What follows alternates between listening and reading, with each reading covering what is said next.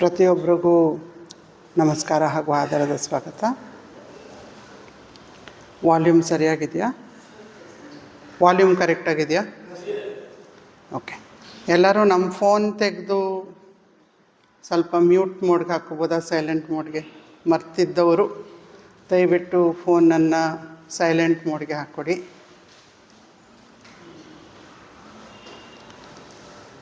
ಸುಂದರವಾದ ಪ್ರಾರ್ಥನೆಗಳನ್ನು ಹೇಳಿದ್ದೀವಿ. ಈಗ ಗುರುರ್ ಬ್ರಹ್ಮ ಗುರುರ್ ವಿಷ್ಣು ಅಸತೋಮ ಸತ್ಕಮಯ ಜೊತೆಯಲ್ಲಿ ಹೇಳೋಣ. ಓಂ ಗುರುರ್ ಬ್ರಹ್ಮ ಗುರುರ್ ವಿಷ್ಣು ಗುರುರ್ ದೇವೋ ಮಹೇಶ್ವರಃ ಗುರುರ್ ಸಾಕ್ಷಾತ್ ಪರಬ್ರಹ್ಮ ತಸ್ಮೈ ಶ್ರೀ ಗುರವೇ ನಮಃ. ಅಸತೋ ಮಾ ಸದ್ಗಮಯ ತಮಸೋ ಮಾ ಜ್ಯೋತಿರ್ಗಮಯ ಮೃತ್ಯೋರ್ಮಾ ಅಮೃತಂ ಗಮಯ. ಓಂ ಶಾಂತಿ ಶಾಂತಿ ಶಾಂತಿ. ನಮ್ಮ ಪ್ರಣಾಮಗಳನ್ನು ವಿಶ್ವ ಚೈತನ್ಯಕ್ಕೂ ಹಾಗೂ ಎಲ್ಲ ಸದ್ಗುರು ಮಹಾತ್ಮರ ಚರಣಗಳಲ್ಲಿ ಅರ್ಪಿಸೋಣ. ಅವರ ಕೃಪೆ ನಮ್ಮನ್ನು ಆತ್ಮನಿಷ್ಠರಾಗಿ ಮಾಡಲಿ ಅಂತ ಪ್ರಾರ್ಥಿಸೋಣ. ಈ ಸಂಸ್ಥೆಯನ್ನು ಸ್ಥಾಪಿಸಿ ನಡೆಸುತ್ತಿರುವಂತಹ ಮಹಾತ್ಮರ ಚರಣಗಳಿಗೂ ನಮ್ಮೆಲ್ಲರ ಪ್ರಣಾಮಗಳನ್ನು ಅರ್ಪಿಸೋಣ. ಓಂ ಸದ್ಗುರುದೇವಾಯ ನಮಃ.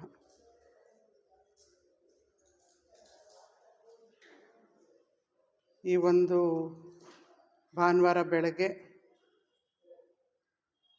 ತಮ್ಮಂಥ ಜ್ಞಾನಿಗಳ ಜೊತೆಯಲ್ಲಿ ಒಂದು ಸತ್ಸಂಗವನ್ನು ನಡೆಸುವಂಥ ಅವಕಾಶ ಮಾಡಿಕೊಟ್ಟಿರುವಂಥ ಇಲ್ಲಿ ಪದಾಧಿಕಾರಿಗಳಿಗೆ ನನ್ನ ಪ್ರಣಾಮಗಳು. ತಮ್ಮೆಲ್ಲರಿಗೂ ಮತ್ತೊಮ್ಮೆ ನನ್ನ ಆತ್ಮಪೂರ್ವಕ ಪ್ರಣಾಮಗಳು. ಈ ಒಂದು ಉಪನ್ಯಾಸ ಮಾಲಿಕೆಯನ್ನು ಮಾಡ್ತಾ ಬರ್ತಾ ಇದ್ದೀವಿ. ಮನೀಷಾ ಪಂಚಕಂ.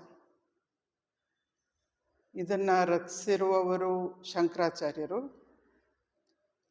ಸೊ ಈ ಒಂದು ಮಾಲಿಕೆಯಲ್ಲಿ ನಾವು ಆಗಲೇ 5 ಉಪನ್ಯಾಸಗಳನ್ನು ಮುಗಿಸಿದ್ದೀವಿ.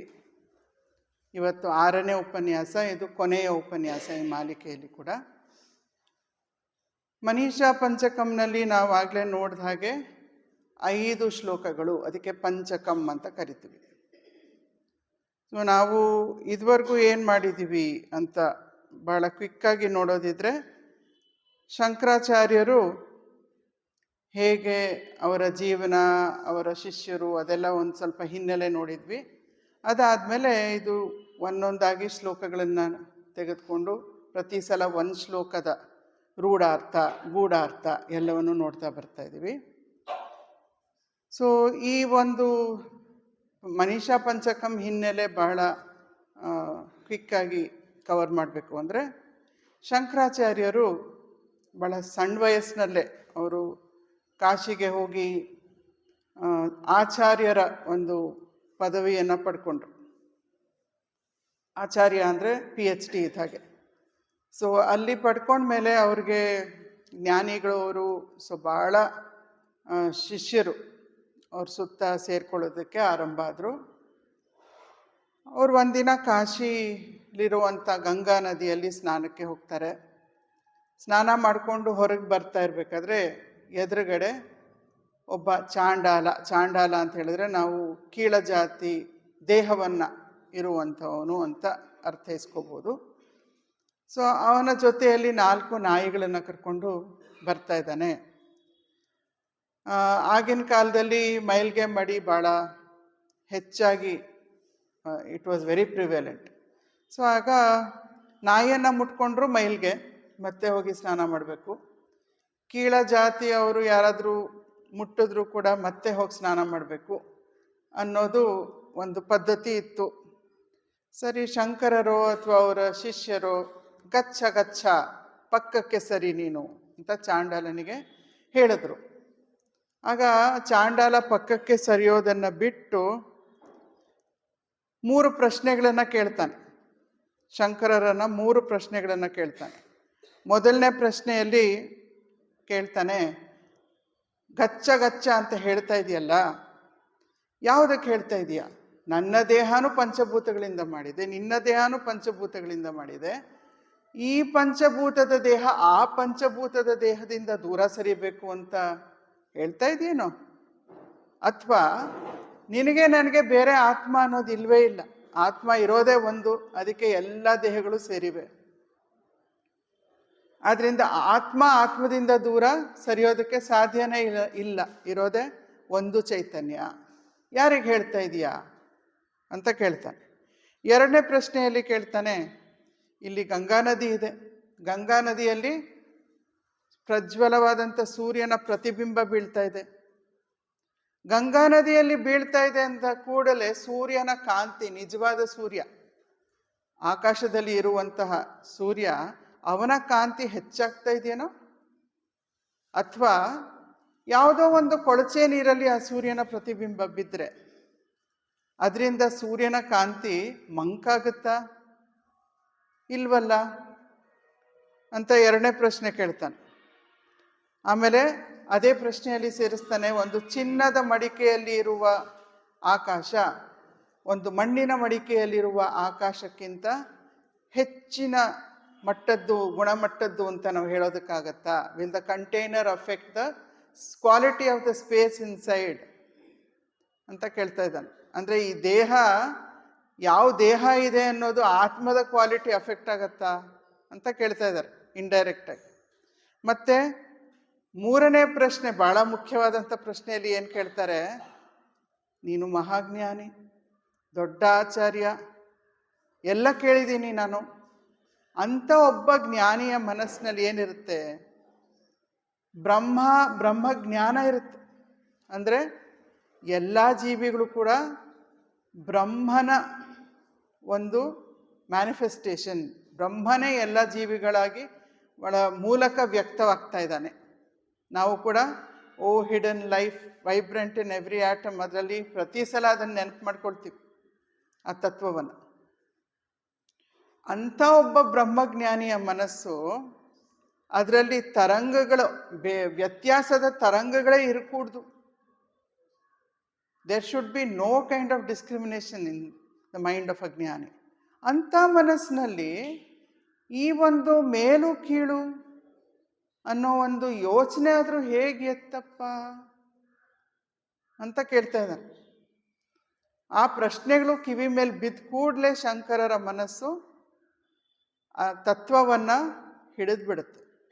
ನನ್ನಿಂದ ತಪ್ಪಾಯಿತು ಅಂತ ಅವ್ರಿಗೆ ಅರಿವಾಗುತ್ತೆ. ಈ ಚಾಂಡಾಲ ಶಿವನೇ ಆ ಒಂದು ವೇಷದಲ್ಲಿ ಬಂದಿದ್ದಾನೆ, ನನಗೆ ಇದೊಂದು ಪಾಠ ಕಲಿಬೇಕಿತ್ತು, ನಾನು ಅದನ್ನು ಕಲಿಸೋದಕ್ಕೆ ಶಿವನೇ ಬಂದಿದ್ದಾನೆ ಅಂತ ಅರಿವಾಗತ್ತೆ. ಆ 4 ನಾಯಿಗಳು 4 ವೇದಗಳು ಅಂತ ಅರಿವಾಗುತ್ತೆ. ಆಮೇಲೆ ತಮ್ಮ ಉತ್ತರವನ್ನು, ಈ 3 ಪ್ರಶ್ನೆಗಳಿಗೆ ತಮ್ಮ ಉತ್ತರವನ್ನು ಅವರು 5 ಶ್ಲೋಕಗಳ ಮೂಲಕ ಕೊಡ್ತಾರೆ. ಇದನ್ನೆಲ್ಲ ಕವರ್ ಮಾಡಿದ್ದೀವಿ, ನಾನು ಪ್ರತಿಯೊಂದು ಶ್ಲೋಕಕ್ಕೆ ಹೋಗೋದಿಲ್ಲ. ಹೋದ ಸಲ ಮಾತ್ರ ನಾವು 4ನೆಯ ಶ್ಲೋಕ ಮಾಡಿದ್ವಿ. ಈ 4ನೆಯ ಶ್ಲೋಕದಲ್ಲಿ ಶಂಕರರು ಏನು ಹೇಳ್ತಾ ಇದ್ದಾರೆ ಅಂದರೆ, ಅವ್ರು ಹೇಳ್ತಾರೆ, ಈ ಮನಸ್ಸು ಮತ್ತು ಜ್ಞಾನೇಂದ್ರಿಯಗಳು, ಕಣ್ಣು, ಮೂಗು, ನಾಲಿಗೆ ಇತ್ಯಾದಿ 5 ಜ್ಞಾನೇಂದ್ರಿಯಗಳು, ಮತ್ತು ಈ ಮನಸ್ಸು, ಬುದ್ಧಿ, ಚಿತ್ತ ಎಲ್ಲ ಕೆಲಸ ಮಾಡಬೇಕಾದ್ರೆ ಎಲ್ಲಿಂದ ಬರ್ತಾ ಇದೆ? ಪವರ್ ಸೋರ್ಸ್ ಎಲ್ಲಿದೆ? ಈಗ ಈ ಮೈಕ್ ಕೆಲಸ ಮಾಡಬೇಕಾದ್ರೆ ಅಲ್ಲೆಲ್ಲೋ ಪ್ಲಗ್ ಇನ್ ಆಗಿದೆ, ಅಲ್ಲಿಂದ ಕರೆಂಟ್ ಬರ್ತಾ ಇದೆ. ಸ್ವಿಚ್ ಆನ್ ಮಾಡಿದ ತಕ್ಷಣ ಕರೆಂಟ್ ಇಲ್ಲಿಗೆ ಬರುತ್ತೆ, ಮೈಕು ಕೆಲಸ ಮಾಡುತ್ತೆ. ಲೈಟ್ ಕೂಡ ಹಾಗೇನೆ, ಕಂಪ್ಯೂಟರ್ ಕೂಡ ಹಾಗೇನೆ. ಸೊ ನಮ್ಮ ಹತ್ರ ಇರೋವಂಥ ಎಲ್ಲ ಯಂತ್ರಗಳಿಗೂ ಯಾವುದೋ ಒಂದು ಪವರ್ ಸೋರ್ಸ್ ಬೇಕು. ಈ ದೇಹ ಕೆಲಸ ಮಾಡಬೇಕಾದ್ರೆ, ಈ ಮನಸ್ಸು ಕೆಲಸ ಮಾಡಬೇಕಾದ್ರೆ ಪವರ್ ಸೋರ್ಸ್ ಯಾವುದು? ಚೈತನ್ಯ, ವಿಶ್ವ ಚೈತನ್ಯ, ಆತ್ಮ. ಆ ಆತ್ಮ ಅನ್ನೋ ಪವರ್ ಸೋರ್ಸ್ ಇಲ್ಲ ಅಂದರೆ ಶಿವ ಶವ ಆಗ್ತಾನೆ ಅಂತ ಹೇಳ್ತೀವಿ ನಾವು. ಆದ್ರಿಂದ ಈ ಪವರ್ ಸೋರ್ಸ್, ಈ ಆತ್ಮ ಚೈತನ್ಯದಿಂದ ಎವ್ರಿಥಿಂಗ್ ಹ್ಯಾಸ್ ಬಿಕಮ್ ಎನ್ಲಿವೆಂಡ್, ಸಜೀವವಾಗಿದೆ. ಯಾವುದು? ಈ ದೇಹ, ಇಂದ್ರಿಯಗಳು, ಮನಸ್ಸು, ಬುದ್ಧಿ ಎಲ್ಲಕ್ಕೂ ಕೂಡ ಕೆಲಸ ಮಾಡುವಂತಹ ಶಕ್ತಿ ಆತ್ಮದಿಂದ ಬರ್ತಾ ಇದೆ. ಆದರೆ ಈ ಮನಸ್ಸು ಆತ್ಮದಿಂದ ಶಕ್ತಿಯನ್ನು ಪಡ್ಕೊಂಡು, ಚೈತನ್ಯವನ್ನು ಪಡ್ಕೊಂಡು, ಆ ಮನಸ್ಸೇ ಆತ್ಮವನ್ನು ಮುಚ್ಚಿಡ್ತಾ ಇದೆ. ಆ ಮನಸ್ಸಿನಲ್ಲಿ ಬರುವಂಥ ಯೋಚನೆಗಳು ಎಷ್ಟು ಬರುತ್ತೆ ದಿನಕ್ಕೆ ನಮ್ಗೆ ಯೋಚನೆಗಳು? 50,000ದಿಂದ 70,000 ಯೋಚನೆ ಅಂತ ನ್ಯೂರಾಲಜಿಸ್ಟ್ ಹೇಳ್ತಾರೆ. ಆ ಯೋಚನೆಗಳೇ ಒಂದು ಪರದೆ, ಒಂದು ತೆರೆ ಇದ್ದಂಗೆ. ನಮ್ಮ ಗಮನವನ್ನೆಲ್ಲ ಸೆಳೆದಿಟ್ಕೊಂಡ್ಬಿಟ್ಟಿರುತ್ತೆ. ನಮ್ಮಲ್ಲಿ ಉತ್ಪತ್ತಿ ಆಗುವಂಥ ರಾಗಭಾವಗಳು, ಫೀಲಿಂಗ್ಸ್, ಇಮೋಷನ್ಸ್, ಥಾಟ್ಸ್, ಮೆಮರೀಸ್ ಎಲ್ಲವೂ ಕೂಡ ನಮ್ಮ ಗಮನವನ್ನು ಹಿಡಿದು ಇಟ್ಕೊಂಡ್ಬಿಟ್ಟಿವೆ. ಅದರಿಂದ ಅದರ ಹಿಂದೆನೇ ಇರುವಂತಹ ಆತ್ಮ ಚೈತನ್ಯ, ಎಲ್ಲೆಲ್ಲೂ ಇರುವಂತಹ ಆತ್ಮ ಚೈತನ್ಯ, ಅದರ ಕಡೆ ನಮ್ಮ ಅರಿವೇ ಹೋಗ್ತಾ ಇಲ್ಲ. ಆದರೆ ಜ್ಞಾನಿಗೆ ಈ ಒಂದು ರಹಸ್ಯ ತಿಳಿದಿದೆ, ಅವನಿಗೆ ಗೊತ್ತು. ಅದಕ್ಕೆ ಅವನೇನು ಮಾಡ್ತಾನೆ? ಇದನ್ನು ಹೊಕ್ಕಿ, ಅದನ್ನು ದಾಟಿ, ಮನಸ್ಸನ್ನು ದಾಟಿ ಆತ್ಮತತ್ವದಲ್ಲಿ ಇದು ನನ್ನ ನಿಜವಾದ ಸ್ವರೂಪ ಅಂತ ಅಲ್ಲೇ ನೆಲೆಸ್ತಾನೆ ಜ್ಞಾನಿ. ಅಂಥ ಜ್ಞಾನಿಗೆ ನನ್ನ ಪ್ರಣಾಮಗಳು. ಅವನು ಸದ್ಗುರು ಆಗೋದಕ್ಕೆ ಅರ್ಹನು. ಇದು ನನ್ನ ಫರ್ಮ್ ಕನ್ವಿಕ್ಷನ್, ಇದು ನನ್ನ ಸ್ಥಿರವಾದ ಜ್ಞಾನ ಅಂತ 4ನೇ ಶ್ಲೋಕದಲ್ಲಿ ನಾವು ಕಲ್ತ್ಕೊಂಡ್ವಿ. ಅದಕ್ಕೆಲ್ಲ ಬೇರೆ ಬೇರೆ ಉದಾಹರಣೆಗಳು ಎಲ್ಲ ನೋಡಿ ಗೂಢಾರ್ಥವನ್ನೆಲ್ಲ ನೋಡ್ಕೊಂಡಿದ್ದೀವಿ. ಇವತ್ತು 5ನೆಯ ಶ್ಲೋಕಕ್ಕೆ ಬರ್ತಾ ಇದ್ದೀವಿ. 5ನೆಯ ಶ್ಲೋಕ ಲೀಡ್ ಆ್ಯಂಡ್ ಫಾಲೋ ಮಾಡೋಣ. ನಾನು ಹೇಳ್ತೀನಿ, ಒಂದ್ಸಲ ರಿಪೀಟ್ ಮಾಡಿ, ಅದಾದಮೇಲೆ ಅದರ ಅರ್ಥ ನೋಡೋಣ. ಯತ್ ಸೌಖ್ಯಾಂಬುಧಿ ಲೇಷ ಲೇಷತಾಯಿ ಮೇ, ಯತ್ ಸೌಖ್ಯಾಂಬುಧಿ ಲೇಷ ಲೇಷತಾಯಿ ಮೇ, ಶುಕ್ರಾದಯೋ ನಿರ್ವೃತಾಃ, ಶುಕ್ರಾದಯೋ ಯಚ್ಚಿತ್ತೇ ನಿತರಾಂ ಪ್ರಶಾಂತಕಲನೆ, ಯಚ್ಚಿತ್ತೇ ನಿತರಾಂ ಪ್ರಶಾಂತಕಲನೆ, ಲಬ್ಧ್ವಾ ಮುನಿಃ ನಿರ್ವೃತಾಃ, ಲಬ್ಧ್ವಾ ಮುನಿಃ ನಿರ್ವೃತಾಃ, ಯಸ್ಮಿನ್ ನಿತ್ಯಸುಖ ಅಂಬುಧೋ, ಯಸ್ಮಿನ್ ನಿತ್ಯಸುಖ ಅಂಬುಧೋ, ಗಲಿತಧೀಃ ಬ್ರಹ್ಮೈವ ನ ಬ್ರಹ್ಮವೇತ್, ಗಲಿತಧೀಃ ಬ್ರಹ್ಮೈವ ನ ಬ್ರಹ್ಮವೇತ್, ಯಃ ಕಶ್ಚಿತ್ ಸ ಸುರೇಂದ್ರ ವಂದಿತ ಪದೋ, ಯತ್ ಕಶ್ಚಿತ್ ಸುರೇಂದ್ರ ವಂದಿತ ಪದೋ, ನೂನಂ ಮನೀಷಾ ಮಮ, ನೂನಂ ಮನೀಷಾ ಮಮ. ಅಂದರೆ ಇಲ್ಲಿ ಹೇಳ್ತಾ ಇದ್ದಾರೆ, ಯತ್ ಸೌಖ್ಯ ಅಂಬುಧಿ. ಸೌಖ್ಯ ಅಂಬುಧಿ ಅಂದರೆ ಆನಂದದ ಸಾಗರ.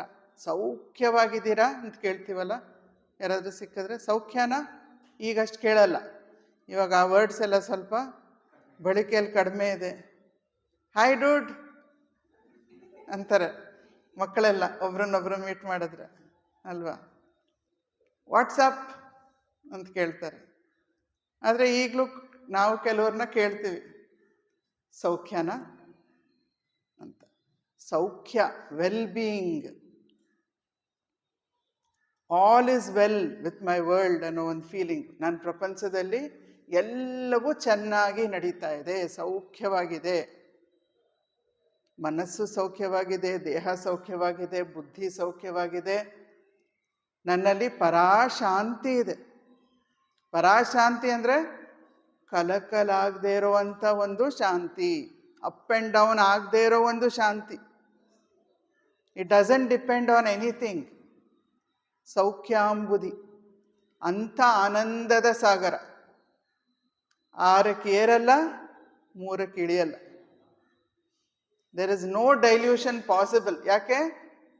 That is my true nature. ಅದೇ ನನ್ನ ನಿಜ ಸ್ವರೂಪ. ಅದರಿಂದ ಆನಂದ ಸಿಗಲ್ಲ, ನನ್ನಿಂದ ಕಸಿದ್ಕೊಳ್ಳೋಕ್ಕಾಗೋದು ಇಲ್ಲ ಯಾರಿಗೂ. ನಾನೇ ಆನಂದ. ಇಂಥ ಒಂದು ಆತ್ಮಾನಂದ, ಬ್ರಹ್ಮಾನಂದದ ಸಾಗರ ಲೇಷ ಲೇಷತ. ಲೇಷ ಅಂದರೆ ಸ್ವಲ್ಪ ಭಾಗ, ಸ್ಮಾಲ್ ಪೋರ್ಷನ್. ಅದರಲ್ಲಿ ಲೇಷ, ಒಂದು ಸ್ಮಾಲ್ ಪೋರ್ಷನಲ್ಲಿ ಇನ್ನೂ ಸ್ಮಾಲ್ ಪೋರ್ಷನ್, ಅಂದರೆ ಒಂದು ಹನಿ ಅಂತ ಇಟ್ಕೋಬೋದು, ಒಂದು ಬಿಂದು. ಆ ಒಂದು ಬಿಂದುವನ್ನು ಶುಕ್ರಾದಯೋ ನಿರ್ವೃತಾ. ಶುಕ್ರಾದಯೋ ಅಂದರೆ ಇಂದ್ರ. ಇಂದ್ರ ಅಂದರೆ ನಾವು ದೇವೇಂದ್ರ ಅಂತ ಕೂಡ ಅರ್ಥೈಸ್ಕೋಬೋದು. ಇಲ್ಲಿ ಎಲ್ಲ ದೇವತೆಗಳಿಗೆ, ದೇವತೆಗಳಿಗೆ ಯಾರು ಅವನು? ಪ್ರಭು, ಅವನು ರಾಜ, ಅವನು ಅಂತ ಕೂಡ ನಾವು ಇಲ್ಲಿ ಅರ್ಥೈಸ್ಕೋಬೋದು. ಇನ್ನೂ ಒಂದೇನು ಅರ್ಥೈಸ್ಕೋಬೋದು? ನಮ್ಮ ಇಂದ್ರಿಯಗಳ ರಾಜ, ಮನಸ್ಸು ಅಂತ ಕೂಡ ಅನ್ಕೋಬೋದು. ಇಂದ್ರಿಯಗಳು ಮನಸ್ಸು ಅಂತ ಕೂಡ ಅನ್ಕೋಬೋದು, ಜೀವ ಅಂತ ಅನ್ಕೋಬೋದು. ನಿರ್ವೃತಾಹ, ಅವನಿಗೆ ತೃಪ್ತಿ. ಯಾವುದರಿಂದ ತೃಪ್ತಿ ಆಗ್ತಾ ಇದೆ? ಈ ಬ್ರಹ್ಮಾನಂದದ ಸಾಗರದ ಒಂದು ಹನಿ ಸಿಕ್ಕಿದ್ರೆ ಸಾಕು, ಅವನು ತೃಪ್ತನಾಗಿರ್ತಾನೆ ಅಲ್ವಾ? ಇವಾಗ ತಿಂಡಿ ಚೆನ್ನಾಗಿತ್ತು ಬೆಳಗ್ಗೆ ಸೋಷಲ್ಸಲ್ಲಿ. ಏನಿತ್ತು ತಿಂಡಿ ಇವತ್ತು? ಪೊಂಗಲ್ಲಿತ್ತು. ಒಳ್ಳೆ ಕರೆಕ್ಟಾಗಿತ್ತು, ಬಿಸಿ ಬಿಸಿಯಾಗಿ ಬಡಿಸಿದ್ರು ನೋಡಿ, ಎಲ್ಲ ಸರಿಯಾಗಿತ್ತು. ತುಪ್ಪ ಬೇರೆ ಹಾಕಿದ್ರು ಒಂದು ಸ್ವಲ್ಪ. ಆನಂದ ಆಯ್ತು ರೀ ತಿನ್ಬಿಟ್ಟು. ಅದು ಆನಂದ ಸಾಗರದ ಎಷ್ಟು ಒಂದು ಪೋರ್ಷನ್ನು? ಹನಿಯಲ್ಲಿ ಹನಿ, ಒಂದು ಸಣ್ಣ ಹನಿ. ಅದನ್ನು ತಿಂದ ತಕ್ಷಣ ನಮ್ಗೆ ತೃಪ್ತಿ ಆಗೋಯ್ತಲ್ಲ, ಜೀವಕ್ಕೆ ತೃಪ್ತಿ ಆಗೋಯ್ತು. ಎಷ್ಟೊತ್ತು? ಜೀವನ ಪೂರ್ತಿ ತೃಪ್ತಿನ ಒಂದು ಸ್ವಲ್ಪ ಪೊಂಗಲ್ ತಿಂದಿದ್ದಕ್ಕೆ?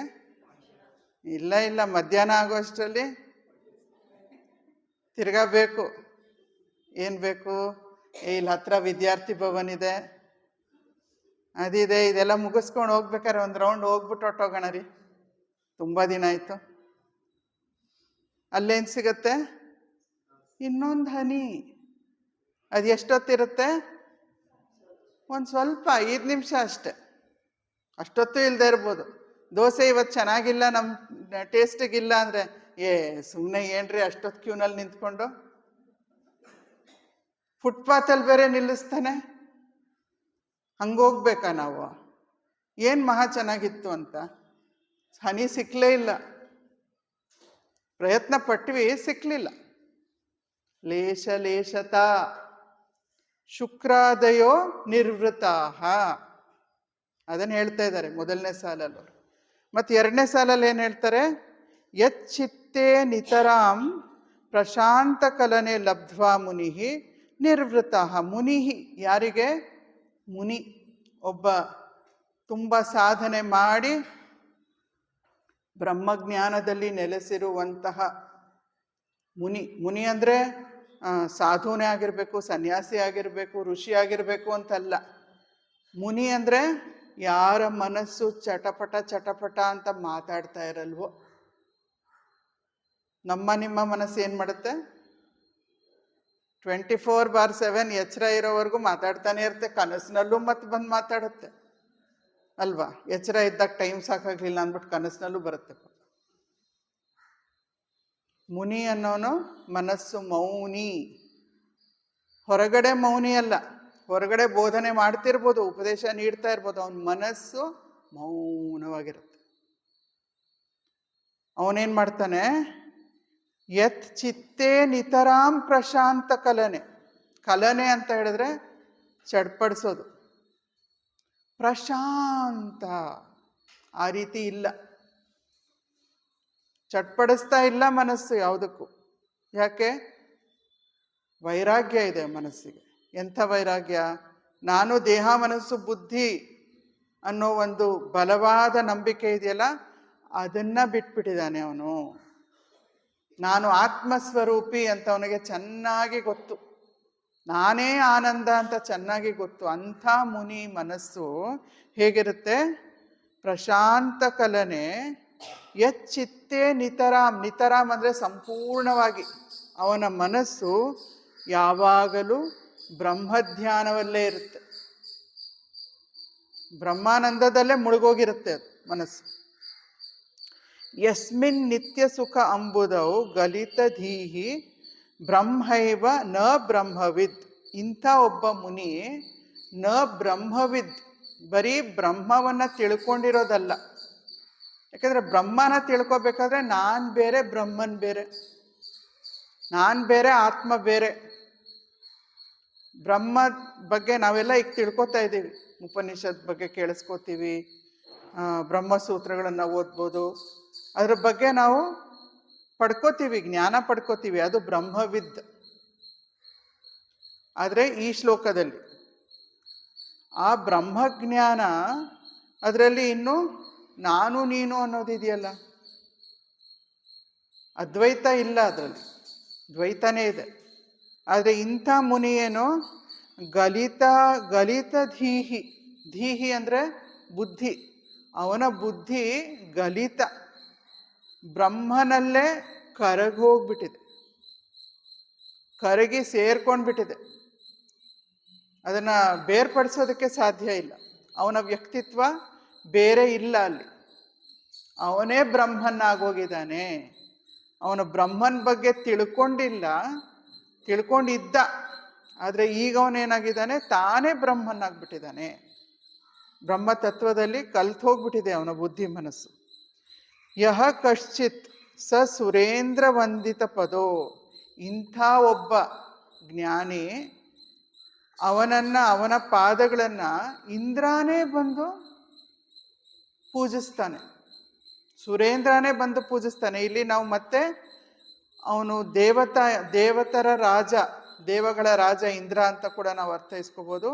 ಅಥವಾ ಎಲ್ಲ ಇಂದ್ರಿಯಗಳು, ಮನಸ್ಸು, ಬುದ್ಧಿ ಎಲ್ಲವೂ ಕೂಡ ಆತ್ಮದ ಒಂದು ನೇತೃತ್ವದಲ್ಲಿ ಕೆಲಸವನ್ನು ನಿರ್ವಹಿಸುತ್ತೆ. ಇಂಥ ಜ್ಞಾನಿಯಲ್ಲಿ ಅವನು ಮಾಡಬಾರ್ದೇ ಇರೋದನ್ನು ಮಾಡೋದಿಲ್ಲ.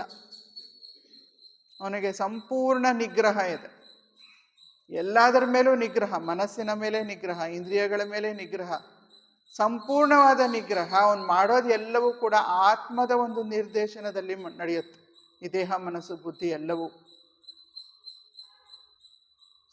ಸುರೇಂದ್ರ ವಂದಿತ ಪದೋ ನೂನಂ ಮನೀಷಾ ಮಮ. ಇದು ನನ್ನ ದೃಢವಾದ ಜ್ಞಾನ. ಸುರೇಂದ್ರನೇ ಅವನ ಪಾದ ಪೂಜೆ ಮಾಡಿದ್ಮೇಲೆ ನಾನು ಯಾಕೆ ನಮಸ್ಕರಿಸಬಾರ್ದು ಇವನಿಗೆ ಅಂತ ಆ ಚಾಂಡಾಲನ ಬಗ್ಗೆನೇ ಹೇಳ್ತಾ ಇದ್ದಾನೆ, ಇದನ್ನು ಹೇಳ್ತಾ ಇದ್ದಾರೆ. ಸೊ ಇದನ್ನು ಸ್ವಲ್ಪ ಡೀಟೇಲ್ಡ್ ಆಗಿ ನಾವು ನೋಡೋದಿದ್ರೆ,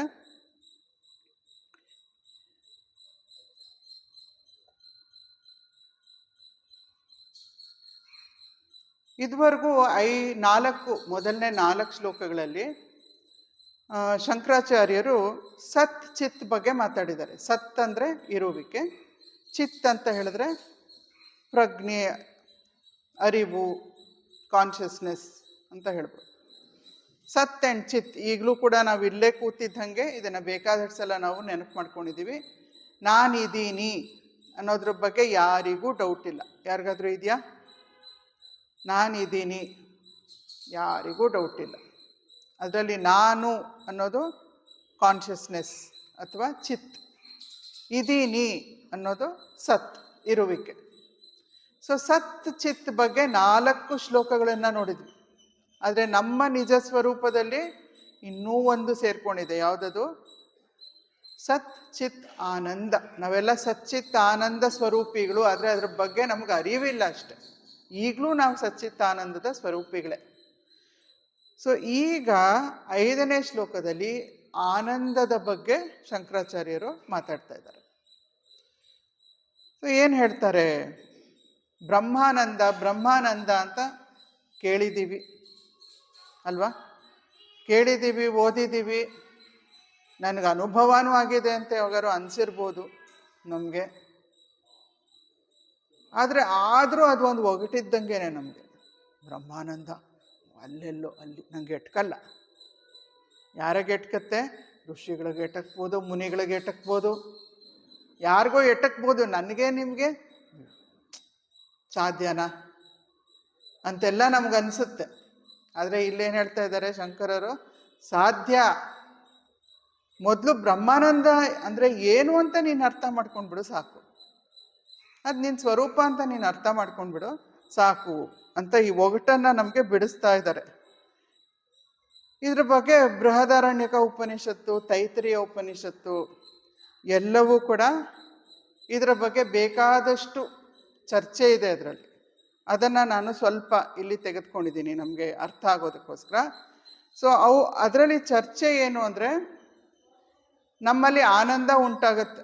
ಇವತ್ತು ಪೊಂಗಲಿನ ಒಂದು ಎಕ್ಸಾಂಪಲ್ ತೆಗೆದುಕೊಂಡ್ವಿ, ಇಲ್ಲ ಹೊಸ ಬಟ್ಟೆ, ಒಂದು ಹೊಸ ಮನೆಯನ್ನು ಕಟ್ಟಿಸಿದ್ದೀವಿ, ಅಥವಾ ಮನೆಯಲ್ಲಿ ಯಾವುದೋ ಮದುವೆ ನಡೆದಿದೆ, ಶುಭ ಕಾರ್ಯ ನಡೆದಿದೆ, ಅದೇನಾದರೂ ನಡೆದು ಅದು ಇಂದ್ರಿಯ ಸ್ಪರ್ಶ ಆಗಿ, ಅಂದರೆ ಆ ಒಂದು ಇವೆಂಟನ್ನು ನಾನು ನೋಡಬೇಕು, ಅಥವಾ ಒಳ್ಳೆ ಸುದ್ದಿಯನ್ನು ಕೇಳಬೇಕು, ಒಳ್ಳೆ ರುಚಿಯನ್ನು ನಾನು ನಾಲಿಗೆಯಲ್ಲಿ ಸ್ಪರ್ಶ ಆಗಿ ರುಚಿ ನೋಡಬೇಕು, ಅಥವಾ ಒಳ್ಳೆ ಒಂದು ಸುವಾಸನೆ ನನಗೆ ಆಘ್ರಾಣವಾಗಬೇಕು, ಅಥವಾ ಒಳ್ಳೆ ಸ್ಪರ್ಶ ಆಗಬೇಕು ನನಗೆ. ಇದು ನೋಡಿ ಎಷ್ಟು ಸಾಫ್ಟ್ ಆಗಿದೆ ಅಲ್ವಾ, ಈ ಶರ್ಟ್ ಚೆನ್ನಾಗಿರುತ್ತೆ, ಈ ಸೀರೆ ಚೆನ್ನಾಗಿರುತ್ತೆ, ಹಾಕ್ಕೊಂಡ್ರೆ ನೋಡಿ ಹೆಂಗಿರುತ್ತೆ, ಸ್ಪರ್ಶ ಸುಖ. ಈ ಪಂಚೇಂದ್ರಿಯಗಳಿಗೆ ಸ್ಪರ್ಶವಾದರೆ ಮಾತ್ರ ನಮ್ಮಲ್ಲಿ ಸುಖ ಉಂಟಾಗತ್ತೋ, ಅಥವಾ ಸುಖ ನನ್ನ ಸ್ವರೂಪದಲ್ಲೇ ಇದೆಯೋ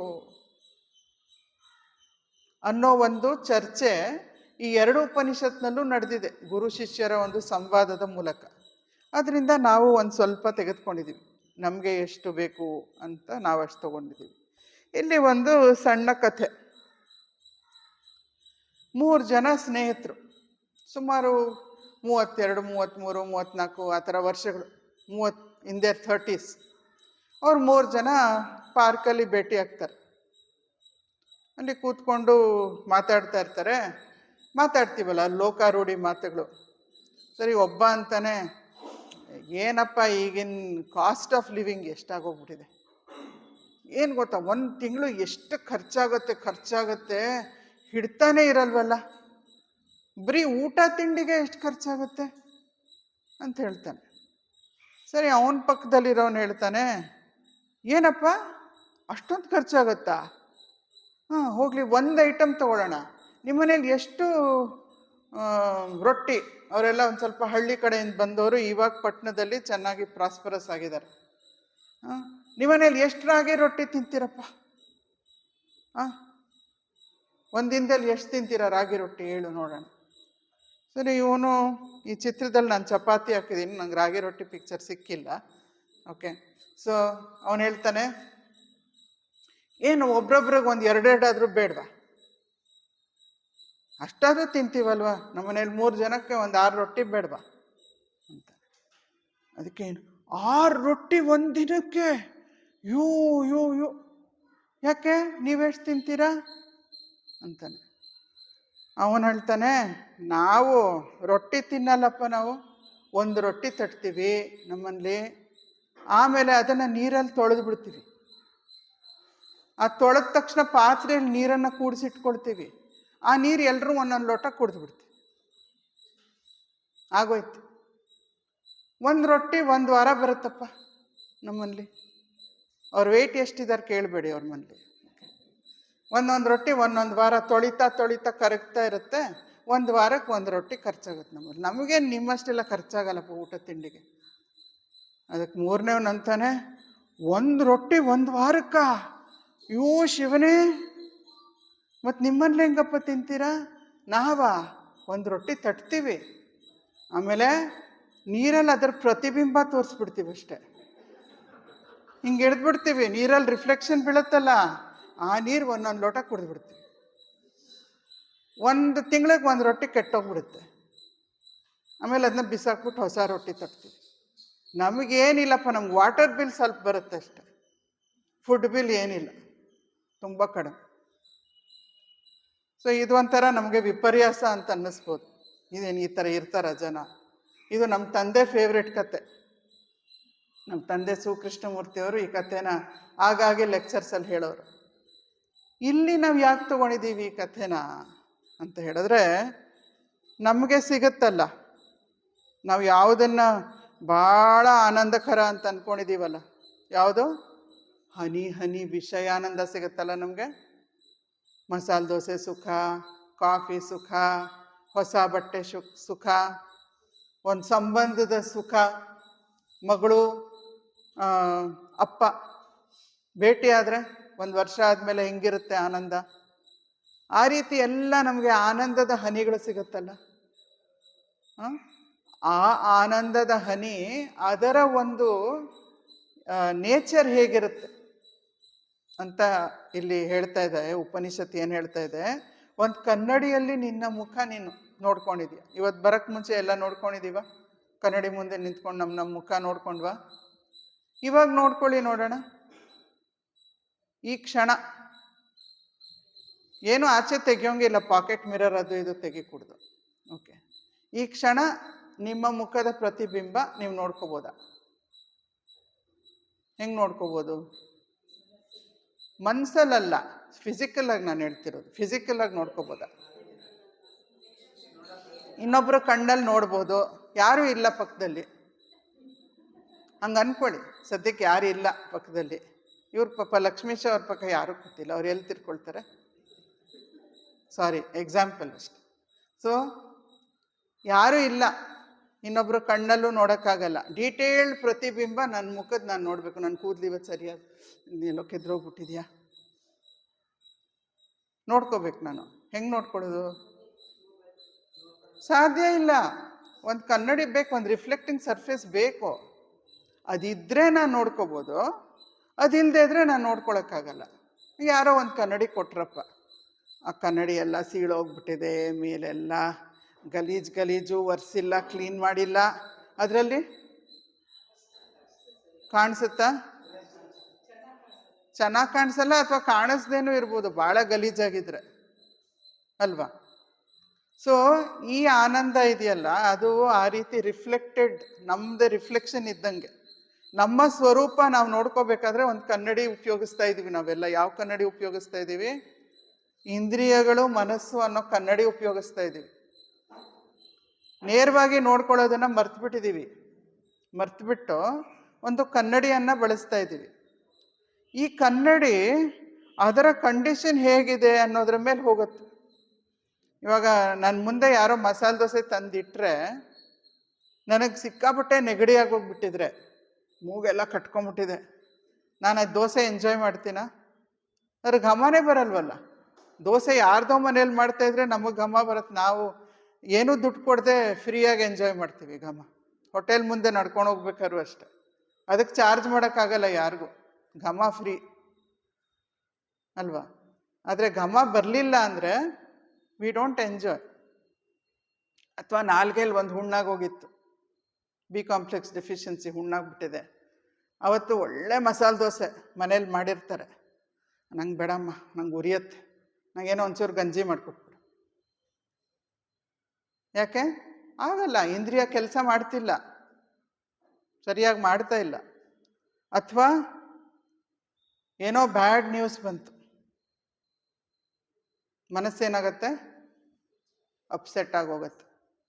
ಮನಸ್ಸು ಅಪ್ಸೆಟ್ ಆಗೋದ್ಮೇಲೆ ನನ್ನ ಫೇವ್ರೆಟ್ ಸ್ವೀಟೇ ತಂದಿಡ್ಬೋದು ಮುಂದೆ, ತಿನ್ನಬೇಕು ಅನ್ಸುತ್ತಾ?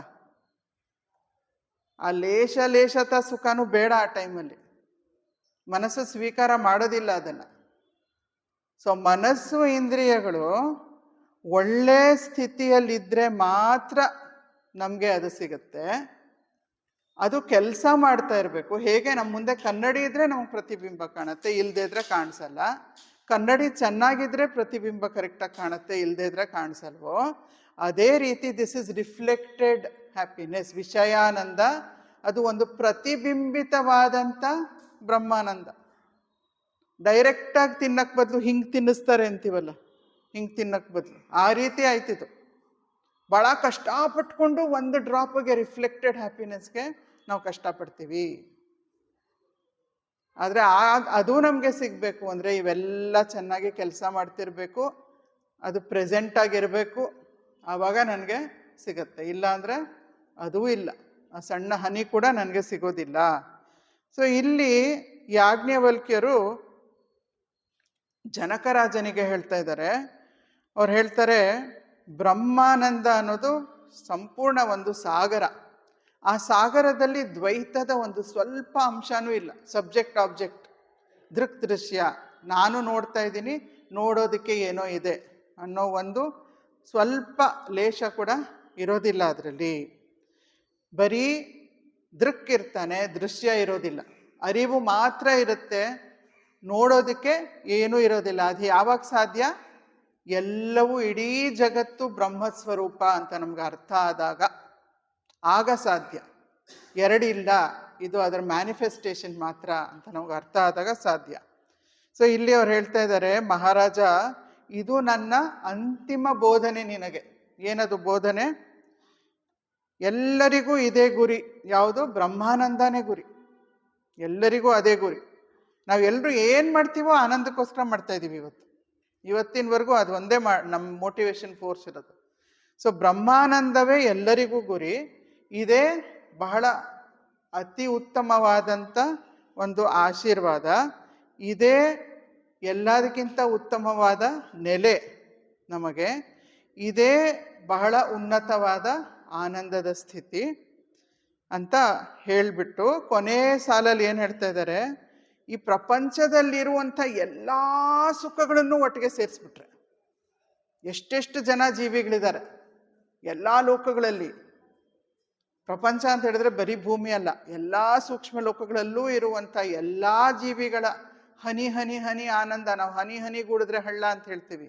ಅದು ಎಲ್ಲವನ್ನೂ ಸೇರಿಸಿದ್ರು ಕೂಡ ಅದು ಬ್ರಹ್ಮಾನಂದಕ್ಕೆ ಹೋಲಿಸಿದ್ರೆ ಒಂದು ತೊಟ್ಟು ಮಾತ್ರ. ಇನ್ನೂ ಅದು ಒಂದು ಹನಿನೇ ಆಗಿರುತ್ತೆ ಅಂತ ಹೇಳ್ತಾ ಇದ್ದಾರೆ. ಸೊ ಇದು ಹೇಗೆ ಅರ್ಥ ಮಾಡ್ಕೊಳ್ಳೋದು ಅನ್ನೋದಕ್ಕೆ ಒಂದು ಬ್ರಹ್ಮಾನಂದವಲ್ಲಿ ಅಂತ ಬರುತ್ತೆ ಬೃಹದಾರಣ್ಯಕ ಉಪನಿಷತ್ನಲ್ಲಿ 2ನೇ ಚಾಪ್ಟರಲ್ಲಿ. ಸೊ ಅದರಿಂದ ಸ್ವಲ್ಪ ತೆಗೆದುಕೊಂಡಿದ್ದೀನಿ. ಅದರಲ್ಲಿ ಹೇಳ್ತಾರೆ, ಒಬ್ಬ ಯುವಕ ಇದ್ದಾನೆ ಅಂತ ಅಂದ್ಕೊಳ್ಳಿ. ಒಬ್ಬ ಯುವಕ ಇದ್ದಾನೆ, ಒಳ್ಳೆ ಆರೋಗ್ಯ ಇದೆ, ಒಳ್ಳೆ ಕುಟುಂಬ ಇದೆ, ಅವನಿಗೆ ಏನೇನು ಬೇಕು ಎಲ್ಲ ಆಸ್ತಿ ಪಾಸ್ತಿ ಎಲ್ಲ ಇದೆ, ತುಂಬ ಹಣವಂತ, ಎಲ್ಲರಿಗೂ ಅವನು ಪ್ರಿಯ, ಅವನು ಜನಪ್ರಿಯ ಆಗಿದ್ದಾನೆ, ಎಲ್ಲ ಸಂಬಂಧಗಳು ಐಡಿಯಲ್ ಆಗಿದೆ, ಮತ್ತು ಅವನಿಗೆ ತುಂಬ ಕೀರ್ತಿ ಕೂಡ ಇದೆ.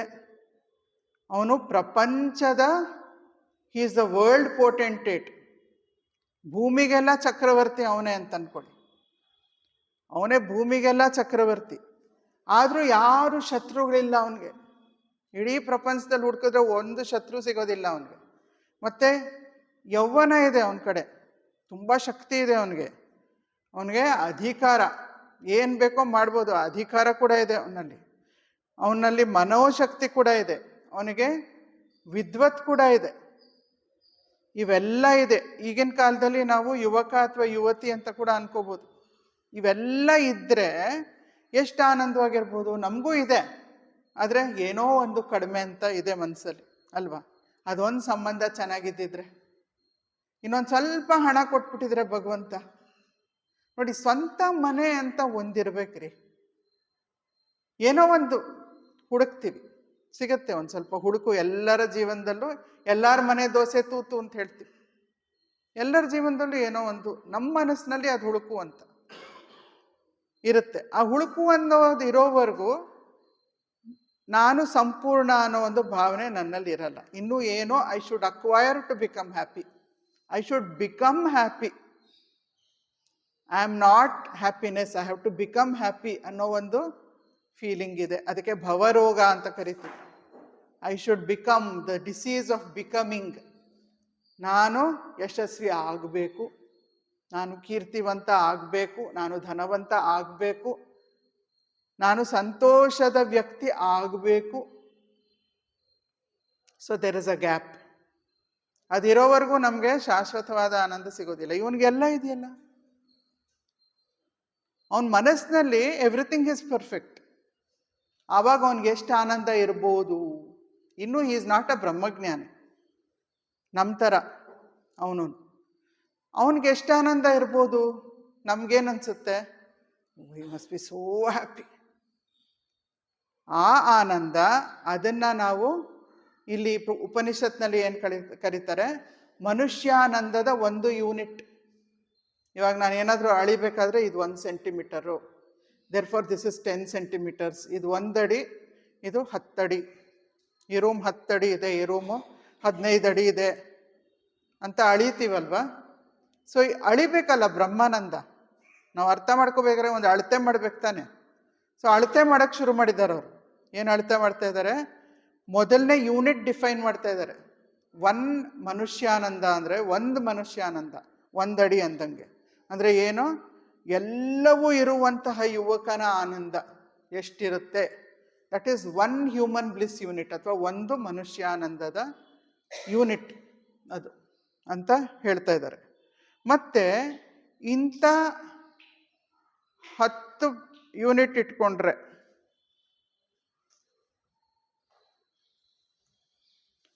ಇಂಥದ್ದು ಇದರ 100ರಷ್ಟು ಒಂದೊಂದೂ ನಾವೀಗ ಏನು ನೋಡ್ತಾ ಹೋಗ್ತೀವಿ ಅಂದರೆ ಸೂಕ್ಷ್ಮ ಲೋಕದ ಜೀವಿಗಳನ್ನು ನೋಡ್ತಾ ಹೋಗ್ತೀವಿ.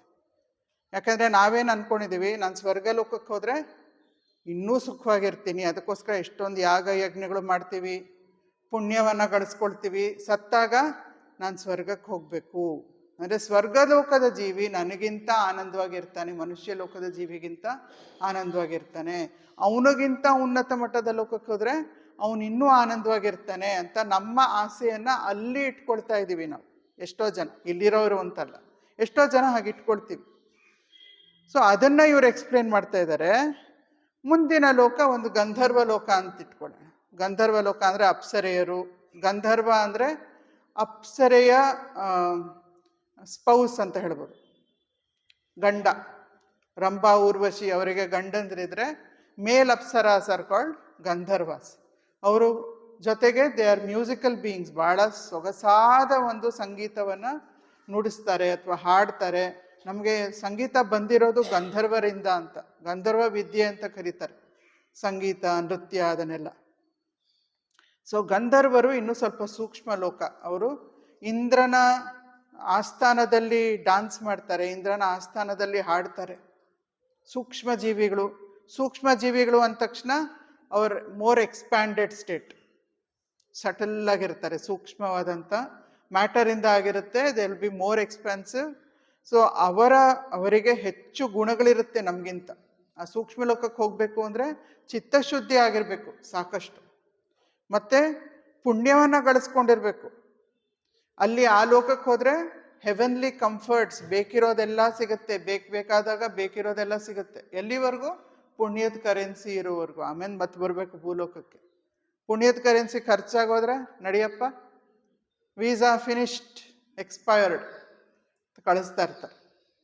ಸೊ ಅವರು ಅಲ್ಲಿ ಇರುವಂಥ ಗಂಧರ್ವರಿಗೆ ಎಷ್ಟು ಸುಖ ಇರುತ್ತೋ ಆ ಒಂದು ನಮ್ಮ ಮನುಷ್ಯ ಸುಖದಲ್ಲಿ ಅಳಿದ್ರೆ ಅದು 100ರಷ್ಟು, 100 ಪಟ್ಟು ಆನಂದವಾಗಿರ್ತಾರೆ ಅವ್ರು ನಮಗಿಂತ. ಮತ್ತು ಅಲ್ಲಿಂದ ನೆಕ್ಸ್ಟು ಪಿತೃಲೋಕ. ಪಿತೃಗಳು ಅಂತ ಹೇಳಿದ್ರೆ ನಮ್ಮ ಆನ್ಸೆಸ್ಟರ್ಸ್, ನಮ್ಮ ಪೂರ್ವಜರು. ಎಲ್ಲ ಪೂರ್ವಜರು ಅಲ್ಲ, ಯಾರು ತುಂಬ ಸೇವೆಯನ್ನು ಮಾಡಿರ್ತಾರೋ, ಲೋಕ ಸೇವೆ ಮಾಡಿರ್ತಾರೆ, ಮತ್ತು ಭಗವಂತನ ಸೇವೆ ಮಾಡಿರ್ತಾರೆ, ಮತ್ತು ಸದ್ಗುರುಗಳ ಸೇವೆ ಮಾಡಿರ್ತಾರೆ, ಅಷ್ಟು ಪುಣ್ಯವನ್ನು ಗಳಿಸಿ ಆ ಗುಣಗಳನ್ನು ಬೆಳೆಸ್ಕೊಂಡು ಇನ್ನೂ ಸ್ವಲ್ಪ ಸೂಕ್ಷ್ಮ ದೇಹವನ್ನು ಹೊಂದಿ ಅವರು ಪಿತೃಲೋಕಕ್ಕೆ ಹೋಗ್ತಾರೆ. ಅವರ ಪುಣ್ಯ ಗಂಧರ್ವರ ಪುಣ್ಯಕ್ಕಿಂತ ಹೆಚ್ಚು. ಇದು ನಾನು ಹೇಳ್ತಾ ಇಲ್ಲ, ಇದೆಲ್ಲ ಉಪನಿಷತ್ತುಗಳು ಹೇಳ್ತಾ ಇವೆ. ನಮ್ಮ ಪುಣ್ಯಕ್ಕಿಂತ ಹೆಚ್ಚು ಅವ್ರದ್ದು. ಮತ್ತು ಅವರಿಗೆ ಸಿಗುವಂಥ ಸುಖ, ಆ ಲೋಕದ ಸುಖಗಳು ಇನ್ನೂ ಮೇಲ್ಮಟ್ಟಿನದು ಗಂಧರ್ವ ಸುಖಕ್ಕಿಂತ. ಸೊ ಅವರು ಗಂಧರ್ವ ಸುಖಕ್ಕಿಂತ ಇನ್ನೂ 100 ಪಟ್ಟು ಮುಂದಿದ್ದಾರೆ. ಮತ್ತೆ ಇನ್ನು ಮುಂದೆ ನೋಡ್ಕೊಂಡು ಹೋದರೆ ಇಲ್ಲಿ ಯಮ, ಕಠೋಪನಿಷತ್ನಲ್ಲಿ ಯಮ ಏನು ಹೇಳ್ತಾ ಇದ್ದಾನೆ ನಚಿಕೇತನಿಗೆ, ಅವನು ನಚಿಕೇತನಿಗೆ ಎಲ್ಲ ಥರದ ಪ್ರಲೋಭನೆಗಳನ್ನು ಮುಂದೆ ಇಡ್ತಾನೆ ಮೊದಲು. ನಿಮಗೆ ನೆನಪಿರ್ಬೋದು, ಕಠೋಪನಿಷತ್ ಓದಿರೋರು ನಿಮಗೆ ನೆನಪಿರುತ್ತೆ. ನಿನಗೆ ಇಡೀ ಭೂಲೋಕವನ್ನು ಆಳೋದಕ್ಕೆ ಕೊಡ್ತೀನಿ, ನಿನ್ನ ಮಕ್ಕಳು ಮೊಮ್ಮಕ್ಕಳು ಎಷ್ಟು ಬೇಕೋ 100 ವರ್ಷ ಬಾಳೋ ಹಾಗೆ ನಾನು ವರ ಕೊಡ್ತೀನಿ, ನಿನಗೆ ಎಷ್ಟು ಬೇಕೋ ಸಂಪತ್ತು, ಆನೆ, ಕುದುರೆ ಎಲ್ಲವನ್ನೂ ಕೊಡ್ತೀನಿ, ಅಪ್ಸರೆಯರನ್ನೆಲ್ಲ ನಿನ್ನ ಆಸ್ಥಾನಕ್ಕೆ ಕಳಿಸ್ಬಿಡ್ತೀನಿ ಅಂತ ಎಲ್ಲ ರೀತಿ ಪ್ರಲೋಭನೆಗಳನ್ನು ಕೊಟ್ಟಾಗ್ಲೂ ನಚಿಕೇತ ಏನು ಹೇಳ್ತಾನೆ, ಇಲ್ಲ, ನನಗೆ ಸಾವಿನ ರಹಸ್ಯ ತಿಳಿಸ್ಕೊಡು, ಅಂದರೆ ಆತ್ಮಜ್ಞಾನ ಕೊಡು ಅಂತ ಕೇಳ್ತಾ ಇದ್ದಾನೆ. ಅದಕ್ಕೆ ಕೊನೆಗೆ ಯಮನಿಗೆ ಭಾಳ ಸಂತೋಷ ಆಗಿ ಅವನು ಹೇಳ್ತಾನೆ, ನಚಿಕೇತ, ನಿನಗಿದ್ದಂಗೆ ನನಗೂ ಆಸೆ ಇತ್ತು, ಆತ್ಮಜ್ಞಾನದ ಆಸೆ ನನಗೂ ಇತ್ತು, ಆದರೆ ನಿನ್ನಷ್ಟು ಸ್ಥಿರವಾದ ಮನಸ್ಸು ನನಗಿರಲಿಲ್ಲ. ನಾನೇನು ಮಾಡಿದೆ, ಯಾಗ ಯಜ್ಞಗಳನ್ನ ಮಾಡಿಬಿಟ್ಟು ತುಂಬ ಪುಣ್ಯವನ್ನು ಗಳಿಸಿ ಬ್ರಹ್ಮಲೋಕಕ್ಕೆ ಹೋದೆ. ಬ್ರಹ್ಮಲೋಕ ಅತಿ ಸೂಕ್ಷ್ಮ ಲೋಕ. ಅಲ್ಲಿ ಬ್ರಹ್ಮನಿಂದಾನೇ ಜ್ಞಾನೋಪದೇಶ ನಡೆಯುತ್ತೆ. ಅದನ್ನು ಕ್ರಮಮುಕ್ತಿ ಅಂತ ಕರೀತಾರೆ. ಸಾವಿರಾರು ವರ್ಷಗಳು, ಲಕ್ಷಾಂತರ ವರ್ಷಗಳು ಆ ಬ್ರಹ್ಮ ಇರೋವರೆಗೂ ಇವ್ರು ಬ್ರಹ್ಮಲೋಕದಲ್ಲೇ ಇರಬೇಕು. ಅಲ್ಲಿ ಜ್ಞಾನವನ್ನು ಕಲಿತಾ ಕಲಿತಾ ಕಲಿತಾ ಕೊನೆಗೆ ಮುಕ್ತಿಯನ್ನು ಪಡ್ಕೊಳ್ತಾರೆ. ಅದನ್ನು ಕ್ರಮಮುಕ್ತಿ ಅಂತ ಕರೀತಾರೆ. ಸೊ ನಾನು ಕ್ರಮಮುಕ್ತಿಯನ್ನು ಪಡ್ಕೊಂಡೆ, ಮೇಲೆ ಮೇಲೆ ಮೇಲೆ ಕ್ಲೈಂಬಿಂಗ್ ಅಪ್ ದ ಲ್ಯಾಡರ್, ಲೋಕದಿಂದ ಲೋಕದಿಂದ ಲೋಕಕ್ಕೆ ಹೋಗಿ ಬ್ರಹ್ಮಲೋಕಕ್ಕೆ ಹೋಗಿ ನಾನು ಕ್ರಮಮುಕ್ತಿ ಪಡ್ಕೊಂಡಿದ್ದು. ಆದರೆ ನೀನು ಸದ್ಯೋಮುಕ್ತಿಯನ್ನು ಆಶಿಸ್ತಾ ಇದೆಯಾ, ಇಲ್ಲೇ ಹಿಯರ್ ಆ್ಯಂಡ್ ನೌ ಈ ಮುಕ್ತಿ ಸಿಗಬೇಕು ಅಂತ ಕೇಳ್ತಾ ಇದೀಯ ನೀನು, ಶಬಾಷ್ ಅಂತ ಹೇಳ್ತಾ ಇದ್ದಾನೆ ಯಮ್ಮ. ಸೊ ಇಲ್ಲಿ ಪ್ರತಿಯೊಂದು ನಾವು ಗಂಧರ್ವನ ಒಂದು ಸುಖ ಎಲ್ಲ ನೋಡ್ತಾ ಇದ್ದೀವಲ್ಲ, ಜೊತೆಗೆ ಉಪನಿಷತ್ತು ಏನು ಹೇಳುತ್ತೆ, ಒಬ್ಬ ಮುನಿಯ ಸುಖ, ಒಬ್ಬ ಜ್ಞಾನಿಯ ಸುಖ. ಏನು ಜ್ಞಾನಿಯ ಸುಖ? ಆತ್ಮಾನಂದ, ಬ್ರಹ್ಮಾನಂದದ ಸುಖ ಇದಕ್ಕಿಂತ ಜಾಸ್ತಿ ಅಂತ ಪ್ರತಿ ಸಲ ಅವನು ಕಂಪೇರ್ ಮಾಡ್ಕೊಂಡು ಬರ್ತಾ ಇದೆ ಉಪನಿಷತ್ತು. ಮತ್ತೆ ಅಜಾನಜ ದೇವತಾಸ್, ಅಜಾನ ದೇವತಾಸ್ ಅಂತ ಕೂಡ ಹೇಳ್ತಾರೆ. ಅಜಾನಜ ಅಂತ ಹೇಳಿದ್ರೆ ದೇವಲೋಕದಲ್ಲೇ ಹುಟ್ಟಿರೋರು ಅವರು. They haven't claimed up the ladder. ಮನುಷ್ಯ ಲೋಕದಿಂದ ನೆಕ್ಸ್ಟ್ ಲೋಕ ನೆಕ್ಸ್ಟ್ ಲೋಕ ನೆಕ್ಸ್ಟ್ ಲೋಕ ಅಂತ ಹೋದವರಲ್ಲ ಅವರು, ಅಲ್ಲೇ ಹುಟ್ಟಿರೋರು. ಅವರಿಗೆ ಇರುವಂಥ ಆನಂದ ಅವ್ರದ್ದು ಇನ್ನೂ ಸೂಕ್ಷ್ಮ. ಆದ್ರೂ ಕೂಡ ಅವರು ಬಹಳ ದೊಡ್ಡ ದೊಡ್ಡ ದಾನಗಳನ್ನು ಮಾಡ್ತಾರೆ, ತುಂಬ ಪುಣ್ಯವನ್ನು ಗಳಿಸ್ಕೊಂಡಿದ್ದಾರೆ, ಆದರೂ ಯಾವಾಗಲೂ ಆನಂದವಾಗಿರ್ತಾರೆ. ಅವರ ಆನಂದ ಕೂಡ ಇವ್ರಿಗಿಂತ 100 ಪಟ್ಟು ಮೇಲು ಪಿತೃಗಳಿಗಿಂತ. ಆದರೆ ಅದು ಕೂಡ ಒಂದು ಬರೀ ಹನಿ. ಆ ಆನಂದಕ್ಕೂ ಮುನಿಯ ಆನಂದ ಹೆಚ್ಚು ಅಂತ ಹೇಳ್ತಾ ಇದೆ ಉಪನಿಷತ್ತು. ಮತ್ತೆ ಕರ್ಮಜ ದೇವತೆಗಳು, ಇದು ನಮ್ಮ ಕರ್ಮವನ್ನು ಹಂಚುವಂಥ ದೇವತೆಗಳಲ್ಲ, ಕರ್ಮಜ ದೇವತೆಗಳು ಅಂತ ಹೇಳಿದ್ರೆ ನಾವು ಮಾಡುವಂಥ ರಾಜಸೂಯ ಯಜ್ಞ, ಅಶ್ವಮೇಧ ಯಜ್ಞ, ದೊಡ್ಡ ದೊಡ್ಡ ಯಜ್ಞಗಳನ್ನು ಮಾಡಿ ಅವರು ಆ ಒಂದು, ಅದಕ್ಕೂ ಕೂಡ ಕರ್ಮಕಾಂಡ ಅಂತ ಕರಿತೀವಿ ನಾವು ವೇದಗಳಲ್ಲಿ. ಕರ್ಮಕಾಂಡ ಅಂದರೆ ಯಾವ ಯಜ್ಞ ಹೇಗೆ ಮಾಡೋದು ಅಂತ ಎಲ್ಲ ವಿಧಿವಿಧಾನ ಅದರಲ್ಲಿ ಕೊಟ್ಟಿರುತ್ತೆ. ಸೊ ಆ ರೀತಿ ಕರ್ಮಯಜ್ಞಗಳನ್ನು ಮಾಡಿ ಮಾಡಿ ಅವರು ಪುಣ್ಯವನ್ನು ಗಳಿಸಿ ಕರ್ಮಜ ದೇವತೆಗಳು ಅಂತ ಬಹಳ ಸೂಕ್ಷ್ಮ ಲೋಕಕ್ಕೆ ಹೋಗಿರ್ತಾರೆ. ಅವರ ಆನಂದ ಇನ್ನೂ ಹೆಚ್ಚು. ಆದರೂ ಕೂಡ ಆ ಆನಂದನೂ ಕೂಡ ಶ್ರೋತ್ರಿಯಸ್ಯ ಚ ಅಕಾಮಹ ತಸ್ಯ, ಯಾರು ಎಲ್ಲ ಶಾಸ್ತ್ರಗಳನ್ನು ಅರ್ಥ ಮಾಡಿಕೊಂಡು ಆತ್ಮನಿಷ್ಠನಾಗಿರ್ತಾನೋ ಅವನ ಮನಸ್ಸಿನಲ್ಲಿ ಯಾವ ಆಸೆನೂ ಇರಲ್ಲ, ಅವನ ಆನಂದಕ್ಕೆ ಇದು ಹೋಲಿಸೋದಕ್ಕಾಗೋದಿಲ್ಲ ಅಂತ ಹೇಳ್ತಾ ಇದೆ. ಸೊ ಈಗ ನಾವು ನೋಡಿದ್ರೆ ಈ ರೀತಿ ಇದೆ. ಸುಮ್ಮನೆ ಒಂದು ಚಾರ್ಟ್ ಥರ ಮಾಡಿದ್ದೀನಿ. ಮೊದಲು ಹ್ಯೂಮನ್ ಬ್ಲಿಸ್ ಯೂನಿಟ್, ಮನುಷ್ಯ ಆನಂದ ಇದೆ. ಅದಕ್ಕಿಂತ 100 ಪಟ್ಟು ಮನುಷ್ಯ ಗಂಧರ್ವರು ಅಂತ, ಗಂಧರ್ವರು ಶಾಪದಿಂದ ಭೂಲೋಕಕ್ಕೆ ಬಂದಿರ್ತಾರೆ, ಅವರ ಆನಂದ. ಮತ್ತು ದೇವಗಂಧರ್ವರು, ಗಂಧರ್ವ ಲೋಕದಲ್ಲಿರುವಂಥ ಗಂಧರ್ವರು, ಅವ್ರದಕ್ಕಿಂತ 100 ಪಟ್ಟು, ಮನುಷ್ಯ ಗಂಧರ್ವರಿಗಿಂತ ದೇವಗಂಧರ್ವರ ಆನಂದ 100 ಪಟ್ಟು ಹೆಚ್ಚು. ಪಿತೃಗಳು ದೇವಗಂಧರ್ವರ ಆನಂದಕ್ಕಿಂತ 100 ಪಟ್ಟು ಹೆಚ್ಚು. ಮತ್ತು ಅಜಾನಜ ದೇವತೆಗಳ ಆನಂದ ಇನ್ನೂ ಪಿತೃಗಳಿಗಿಂತ 100 ಪಟ್ಟು ಹೆಚ್ಚು. ಮತ್ತು ಕರ್ಮಜ ದೇವತೆಗಳ ಆನಂದ ಅಜಾನಜ ಆನಂದಕ್ಕಿಂತ 100 ಪಟ್ಟು ಹೆಚ್ಚು. ಹಾಗೆ ಬರ್ತಾ ಹೋದರೆ ಇಂದ್ರನ ಆನಂದ ಬರುತ್ತೆ. 33 ದೇವತೆಗಳು, ಅವರ ಆನಂದ 100 ಪಟ್ಟು ಹೆಚ್ಚು. ಆಮೇಲೆ ಇಂದ್ರನ ಆನಂದ, ದೇವೇಂದ್ರ, ಅವನದು 100 ಪಟ್ಟು ಹೆಚ್ಚು. ಮತ್ತು ಬೃಹಸ್ಪತಿ, ಇಂದ್ರನ ಗುರು, ಅವನ ಆನಂದ ಇಂದ್ರನ ಆನಂದಕ್ಕಿಂತ 100 ಪಟ್ಟು ಹೆಚ್ಚು. ಮತ್ತು ಪ್ರಜಾಪತಿ, ಇಡೀ ಬ್ರಹ್ಮಾಂಡವನ್ನು ಸೃಷ್ಟಿ ಮಾಡಿರುವಂಥ ಪ್ರಜಾಪತಿ, ಅವನ ಆನಂದ ಇಂದ್ರನ ಆನಂದಕ್ಕಿಂತ 100 ಪಟ್ಟು, ಬೃಹಸ್ಪತಿ ಆನಂದಕ್ಕಿಂತ 100 ಪಟ್ಟು ಹೆಚ್ಚು. ಹೀಗೆ ಹಾಕೊಂಡು ಬರ್ತಾ ಇದ್ದರೆ ಕೊನೆಗೆ ಬ್ರಹ್ಮಾನಂದ ಬರುತ್ತೆ. ಆ ಬ್ರಹ್ಮಾನಂದ ಯಾಜ್ಞವಲ್ಕ್ಯರು ಹೇಳಿದ್ದು ಏನು ಹೇಳ್ತಾ ಇದ್ದಾರೆ, ಎಲ್ಲ ಆನಂದ ನೋಡ್ಕೊಂಡು ಬಂದ್ವಲ್ಲ, ಎಲ್ಲ ಲೋಕದ ಆನಂದ, ಅದನ್ನೆಲ್ಲ ಸೇರಿಸಿದ್ರೆ ಅದು ಇನ್ನೂ ಕೂಡ ಬ್ರಹ್ಮಾನಂದಕ್ಕೆ ಹೋಲಿಸಿದ್ರೆ ಒಂದೇ ಒಂದು ಹನಿ. ಎಲ್ಲ ಲೋಕಗಳಲ್ಲಿ ಇರುವಂಥ ಎಲ್ಲ ಜೀವಿಗಳ ಆನಂದವನ್ನು ಸೇರಿಸಿದ್ರೆ ಅದು ಬ್ರಹ್ಮಾನಂದಕ್ಕೆ ಹೋಲಿಸಿದ್ರೆ ಒಂದೇ ಒಂದು ಹನಿ. ಆ ಬ್ರಹ್ಮಾನಂದವನ್ನು ನೀವು ನಾವು ಇಲ್ಲೇ ಪಡ್ಕೋಬೋದು, ಭೂಲೋಕದಲ್ಲೇ. ಬ್ರಹ್ಮಾನಂದ ನನ್ನ ನಿಜ ಸ್ವರೂಪ ಏನು ಅಂತ ಅದ್ರ ಮೇಲೆ ಧ್ಯಾನ ಮಾಡಿದ್ರೆ ಈ ಬ್ರಹ್ಮಾನಂದವನ್ನು, ಎಲ್ಲ ಆನಂದಕ್ಕಿಂತ ಹೆಚ್ಚಾಗಿರೋ ಬ್ರಹ್ಮಾನಂದವನ್ನು ನಾವು ಇಲ್ಲೇ ಪಡ್ಕೋಬೋದು ಅಂತ ನಮಗೆ ಶಂಕರಾಚಾರ್ಯರು ಸೂಚಿಸ್ತಾ ಇದ್ದಾರೆ. ಎಲ್ಲ ಇಹಪರ ಎಲ್ಲ ಬಿಟ್ಬಿಡಪ್ಪ, ಆ ಆಸೆಗಳನ್ನು ಬಿಟ್ಬಿಟ್ಟು ಇಲ್ಲಿ ಕಾನ್ಸಂಟ್ರೇಟ್ ಮಾಡು. ಇದಕ್ಕೇನು ಬೇಕು? ಬೇಕಿರೋದಿಷ್ಟೇ, ನೀನು ಧರ್ಮದ ಪಥದ ಮೇಲೆ ಸದಾ ನಡಿಬೇಕು, ಮತ್ತು ಶಾಸ್ತ್ರಗಳ ಜ್ಞಾನವನ್ನು ಪಡ್ಕೋಬೇಕು. ಯಾರಿಂದ ಪಡ್ಕೋಬೇಕು? ಸದ್ಗುರುವಿನಿಂದ ಪಡ್ಕೋಬೇಕು. ಅವರು ಇವರು ಯಾರ್ಯಾರು ಅಲ್ಲ, ಸದ್ಗುರುವಿನಿಂದ ಪಡ್ಕೋಬೇಕು ಶಾಸ್ತ್ರಗಳ ಜ್ಞಾನವನ್ನು. ಆಮೇಲೆ ಮನಸ್ಸಿನಲ್ಲಿ ವೈರಾಗ್ಯವನ್ನು ಬೆಳೆಸ್ಕೋಬೇಕು. ವೈರಾಗ್ಯ ಅಂದರೆ ಮನೆ ಮಠ ಬಿಟ್ಟು ಹೋಗೋದು ಅಂತಲ್ಲ. ವೈರಾಗ್ಯ ಅಂದರೆ ಯಾವುದು? ನಾನು ದೇಹ ಭಾವವನ್ನು ತ್ಯಜಿಸೋದು ನಿಜವಾದ ವೈರಾಗ್ಯ. ನಾನು ದೇಹ ಮನಸ್ಸು ಬುದ್ಧಿ ಅಲ್ಲ. ನೇತಿ ನೇತಿ ನೇತಿ ನ ಅಹಂ, ದೇಹ ನನ್ನ ದೇಹ ಅಲ್ಲ, ಆದರೆ ಅಹಂ ಬ್ರಹ್ಮಾಸ್ಮಿ, ನಾನು ಬ್ರಹ್ಮನ್, ಅಯಂ ಆತ್ಮ ಬ್ರಹ್ಮ, ಆತ್ಮ ನನ್ನ ನಿಜ ಸ್ವರೂಪ, ತತ್ವಮಸಿ, ಯು ಆರ್ ದಟ್ ಅಂತ ಗುರುಗಳು ನಮ್ಗೆ ಹೇಳಿದ್ರೆ ಅಹಂ ಬ್ರಹ್ಮಾಸ್ಮಿ ಅಂತ ನಾವು ಅರ್ಥ ಮಾಡ್ಕೋಬೇಕು. ಅಂದರೆ ಅಲ್ಲಿ ನೆಲೆಸಬೇಕು, ಅದು ಇಂಪಾರ್ಟೆಂಟು ಅಂತ ಹೇಳ್ತಾ ಇದ್ದಾರೆ. ಜ್ಞಾನಿಗೆ ಅಜ್ಞಾನಿಗೆ ಇರೋ ವ್ಯತ್ಯಾಸ ಏನು? ನಾವು ಉದ್ದಕ್ಕೂ ಹೇಳ್ಕೊಂಡು ಬರ್ತಿದ್ವಿ, ದೃಢವಾದ ಜ್ಞಾನ ಇರಬೇಕು ಅಂತ. ಒಂದು ಸಣ್ಣ ಕತೆ. ಒಂದು ಹಳ್ಳಿ ಸ್ಕೂಲ್ ಇದೆ. ಆ ಹಳ್ಳಿ ಸ್ಕೂಲ್ನಲ್ಲಿ ಟೀಚರು ಮಕ್ಕಳಿಗೆ ಜಿಯಾಗ್ರಫಿ ಹೇಳ್ಕೊಡ್ತಾ ಇದ್ದಾರೆ.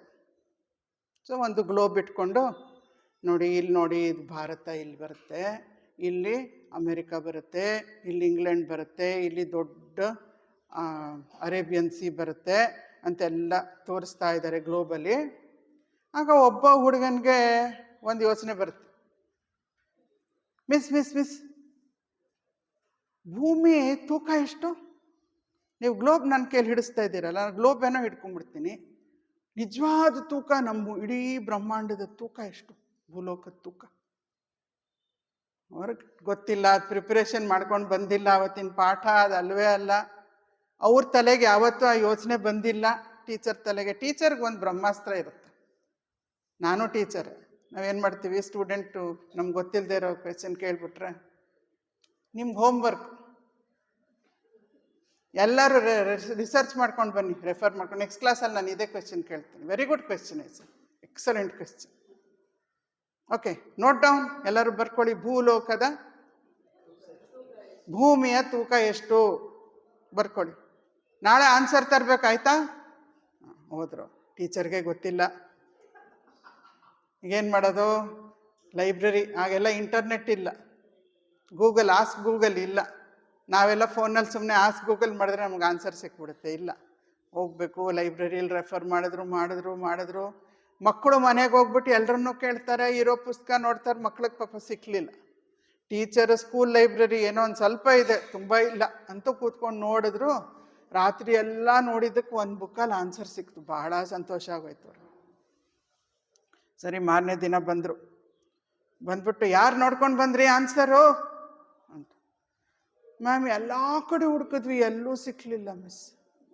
ಹೌದಾ, ನಾನು ಹೇಳ್ತೀನಿ ಬರ್ಕೊಳ್ಳಿ ಅಂತ ಬರೆದ್ರು. ನಿಮಗೆ ಆನ್ಸರ್ ಬೇಕಿದ್ರೆ ನೀವು ಫೋನಲ್ಲಿ ನೋಡ್ಕೊಳ್ಳಿ, ನಾನು ಹೇಳಲ್ಲ ಆನ್ಸರ್. ಓಕೆ, ಅದು ತುಂಬ ದೊಡ್ಡ ನಂಬರು. ನೋಡಿದೆ, ಸೇರಿಸ್ಕೋಬೋದೇನೋ ಪ್ರೆಸೆಂಟೇಷನಲ್ಲಿ ಅಂತ. ಆ ನಂಬರ್ ಓದೋಕ್ಕೆ ಬರಲಿಲ್ಲ ನನಗೆ, ಅಷ್ಟು ದೊಡ್ಡದಾಗಿದೆ ನಂಬರ್ ಅದು. ಸರಿ, ಅದು ಎಷ್ಟೋ ಅಂಕಿಗಳವರೆಗೂ ನಡ್ಕೊಂಡು ಹೋಗ್ತಾ ಇರುತ್ತದೆ. ಆನ್ಸರ್ ಹೇಳ್ತಾರೆ. ಪಾಪ ಮಕ್ಕಳು ಬರೀತಾರೆ, ಇಷ್ಟು ಸೊನ್ನೆ ನಮ್ಮ ಮೇಡಮ್, ಇಷ್ಟು ಸೊನ್ನೆ ನಮ್ಮ ಮೇಡಮ್ ಅಂತ ಹಾಕೊಂಡು ಬರೀತಾರೆ. ಸರಿ, ಬರೆದಾಯ್ತು. ಮತ್ತು ಹುಡುಗ ಸುಮ್ಮನೆ ಇರಬೇಕೋ ಇಲ್ವೋ? ಅವನಿಗೆ ಇನ್ನೊಂದು ಡೌಟ್ ಬಂದ್ಬಿಡ್ತು. ಮಿಸ್, ನೀವು ಹೇಳಿದ್ದು ತೂಕ, ಅದು ಮನುಷ್ಯರು ಸೇರ್ಕೊಂಡಿದಾರ ತೂಕದಲ್ಲಿ ಇಲ್ವೋ? ಬರೀ ಭೂಮಿ ತೂಕನೋ, ಭೂಮಿ ಪ್ಲಸ್ ಮನುಷ್ಯರು ತೂಕನೋ? ಅದು ಈಗ ಮತ್ತೆ ಟೀಚರ್ಗೆ ಗೊತ್ತಿಲ್ಲ ಆನ್ಸರ್, ಏನು ಹೇಳೋದು? ಸೊ ಇದು ಒಂದು ಕತೆ. ಅವ್ರು ಏನು ಮಾಡ್ತಾರೆ ಅವ್ರಿಗೆ ಬಿಟ್ಬಿಡೋಣ. ಇದರಿಂದ ನಾವೇನು ಕಲಿತಾ ಇದ್ದೀವಿ? ಸಾಧಕನಿಗೆ ಏನಾಗತ್ತೆ, ಅಜ್ಞಾನಿಗೆ ಏನಾಗತ್ತೆ, ಪ್ರತಿ ಸಲ ಬ್ರಹ್ಮಜ್ಞಾನ ಕೇಳಿಸ್ಕೊಳ್ತಾನೆ. ಕೇಳಿಸ್ಕೊಂಡಾಗ ಕರೆಕ್ಟು ಕರೆಕ್ಟು ಅನಿಸುತ್ತೆ. ಅಲ್ಲಿಂದ ಆಚೆ ಹೋಗ್ತಾ ಇದ್ದಂಗೆ ಎಲ್ಲಾದರೂ ಸಾಧ್ಯನಾ? ನಾನು ದೇಹನೇಪ್ಪ, ನಾನು ಆತ್ಮ ಆಗಕ್ಕೆ ಸಾಧ್ಯನಾ? Impossible sir. ಸುಮ್ಮನೆ ಹೇಳ್ತಾರೆ. ಈಗ ನೋವಾಗಲ್ವಾ? ನನಗೆ ಜಿಕ್ಟಿದ್ರೆ ನೋಡಿ ನೋವಾಗ್ತದೆ, ಯಪ್ಪ ಐ ಆಮ್ ದ ಬಾಡಿ ಒಂದು. ಅದು ಹೆಂಗಲ್ಲ ಅಂತ ಪ್ರೂವ್ ಮಾಡಿಬಿಡಿ ನೋಡೋಣ. ಅಥವಾ ಹೇಳಿರ್ತೀವಿ, ಕೇಳಿರ್ತೀವಿ, ಹೌದು ನಾನೇ ಆತ್ಮ ಅಂತ ತಿಳ್ಕೊಂಡಿರ್ತೀವಿ. ಆಚೆ ಹೋದ್ಮೇಲೆ ದೇಹಕ್ಕೆ ಏನಾದರೂ ಆದರೆ ಅಯ್ಯಪ್ಪ ನನಗೆ ಆಗ್ತಾಯಿದೆ. ಮನಸ್ಸಿಗೇನೋ ನೋವಾದರೆ ನೋಡಿದ್ರೆ ಅವ್ರು ಹೆಂಗೆ ಮಾಡಿಬಿಟ್ರು, ನನಗೆ ಮಾಡಬೇಕಾ? Again I am identifying. ಮತ್ತೆ ಡೌಟ್ ಬರುತ್ತೆ. ಇನ್ನೇನೋ 28 ಕ್ವೆಶ್ಚನ್ ಬರಬಾರ್ದು ಅಂತಲ್ಲ, ಒಳ್ಳೇದು, ಕ್ವೆಶನ್ಸ್ ಬಂದರೆ ಒಳ್ಳೇದು. ಆದರೆ ಕ್ವೆಶ್ಚನ್ ಮೇಲೆ ಕ್ವೆಶ್ಚನ್ ಮೇಲೆ ಕ್ವೆಶ್ಚನ್ ಬರ್ತಾನೇ ಇದ್ದರೆ ನಾನು ಯಾವಾಗ ಒಂದು ನಿಲ್ಲಿಸೋ ಪ್ರಯತ್ನನೇ ಮಾಡೋದಿಲ್ಲ ಅಂದರೆ, ಇಂಟೆಲೆಕ್ಚುಯಲ್ ಎನ್ಕ್ವೈರಿನಲ್ಲೇ ಪೂರ್ತಿ ಕಳೀತಾ ಇರ್ತೀನಿ. ಅಂದರೆ ಕ್ವೆಶ್ಚನ್ ಕೇಳಿದ್ರೆ ಆನ್ಸರ್ನ ನಾನು ಬಳಸ್ಕೋಬೇಕು. ಇಲ್ಲದೆ ಹೋದರೆ it is of no use to me. ಮತ್ತು ಆನ್ಸರ್ ಹೇಳೋದಕ್ಕೆ ಒಬ್ಬರಿಗೆ ಅಧಿಕಾರ ಇರಬೇಕು. ಅವರನ್ನ ನಾವು ಸದ್ಗುರು ಅಂತ ಕರಿತೀವಿ. ಈ ಟೀಚರ್ಗೆ ಏನು ಪ್ರಾಬ್ಲಮ್ ಆಯಿತು ಹೇಳಿ? ಅವರಿಗೆ ಬೇಕಿದ್ದಂಥ ಜ್ಞಾನ ಇಲ್ಲ, ನಾಲೆಡ್ಜ್ ಇಲ್ಲ. ಪ್ರತಿ ಸಲ ಇರುತ್ತೆ ಅಂತ ಹೇಳೋಕ್ಕಾಗಲ್ಲ. ಯಾಕಂದರೆ ಪರಾವಿದ್ಯೆ ಅಲ್ಟಿಮೇಟು. ಅಪರಾವಿದ್ಯೆನಲ್ಲಿ ಆನ್ಸರ್ ಚೇಂಜ್ ಆಗ್ತಾನೆ ಇರುತ್ತೆ. ಇವತ್ತು ಸೈನ್ಸ್ ಒಂದು ಹೇಳುತ್ತೆ, ನಾಳೆ ಇನ್ನೊಂದು ಹೇಳುತ್ತೆ. So there is no end to aparavidya. It keeps on changing. So Sadguru ಮತ್ತು ಅಥವಾ ಜ್ಞಾನಿಗೆ ಇರುವಂಥದ್ದು ಒಂದು ಸಣ್ಣ ಎಕ್ಸಾಂಪಲ್ ನಾನು ಹೇಳ್ತೀನಿ. ರಮಣರು ಒಂದು ರಚನೆ ಬರೆದಿದ್ದಾರೆ, ಅದು ಉಳ್ಳದು ನಾರ್ಪದು ಅಂತ. 40 ವರ್ಸಸ್ ಆನ್ ರಿಯಾಲಿಟಿ. ಬ್ರಹ್ಮನಂದರೆ ಏನು, ಆತ್ಮನಂದರೆ ಏನು ಅನ್ನೋದ್ರ ಬಗ್ಗೆ 40 ಶ್ಲೋಕಗಳು ಬರೆದಿದ್ದಾರೆ. ಬಹಳ ಫೇಮಸ್ ಅದು. ಸತ್ ದರ್ಶನಂ ಅಂತ ಕೂಡ ಕರೀತಾರೆ ಅದನ್ನು. ಅವರೇ ಅದನ್ನು ಸಂಸ್ಕೃತಕ್ಕೆ ಅವರ ಶಿಷ್ಯರು ಟ್ರಾನ್ಸ್ಲೇಟ್ ಮಾಡಿದ್ದಾರೆ ಸಂಸ್ಕೃತಕ್ಕೆ. ಸೊ ಅದರಲ್ಲಿ ಅದನ್ನು ಅವರು ಒಂದಿನ ಎಕ್ಸ್ಪ್ಲೇನ್ ಮಾಡ್ತಾ ಇದ್ರಂತೆ. ತಮ್ಮ ರಚನೆಯನ್ನು ಶಿಷ್ಯರಿಗೆ ಎಕ್ಸ್ಪ್ಲೇನ್ ಮಾಡ್ತಾ ಇದ್ದಾರೆ ರಮಣಾಶ್ರಮಲ್ಲಿ. ಎಕ್ಸ್ಪ್ಲೇನ್ ಮಾಡ್ತಾ ಇರಬೇಕಾದ್ರೆ ಅವ್ರು ಹೇಳ್ತಾ ಇದ್ದಾರೆ, ದೇವರು ಭಗವಂತನನ್ನು ನಾವು ಕಣ್ಣುಗಳಿಂದ ಅಥವಾ ಯಾವ ಇಂದ್ರಿಯದಿಂದನೂ ನಾವು ತಿಳ್ಕೊಳ್ಳೋದಕ್ಕೆ ಸಾಧ್ಯ ಇಲ್ಲ, ನಾವು ನೋಡೋದಕ್ಕೆ ಸಾಧ್ಯ ಇಲ್ಲ ಭಗವಂತನನ್ನು ಅಂತ ಹೇಳ್ತಾ ಇದ್ದಾರೆ.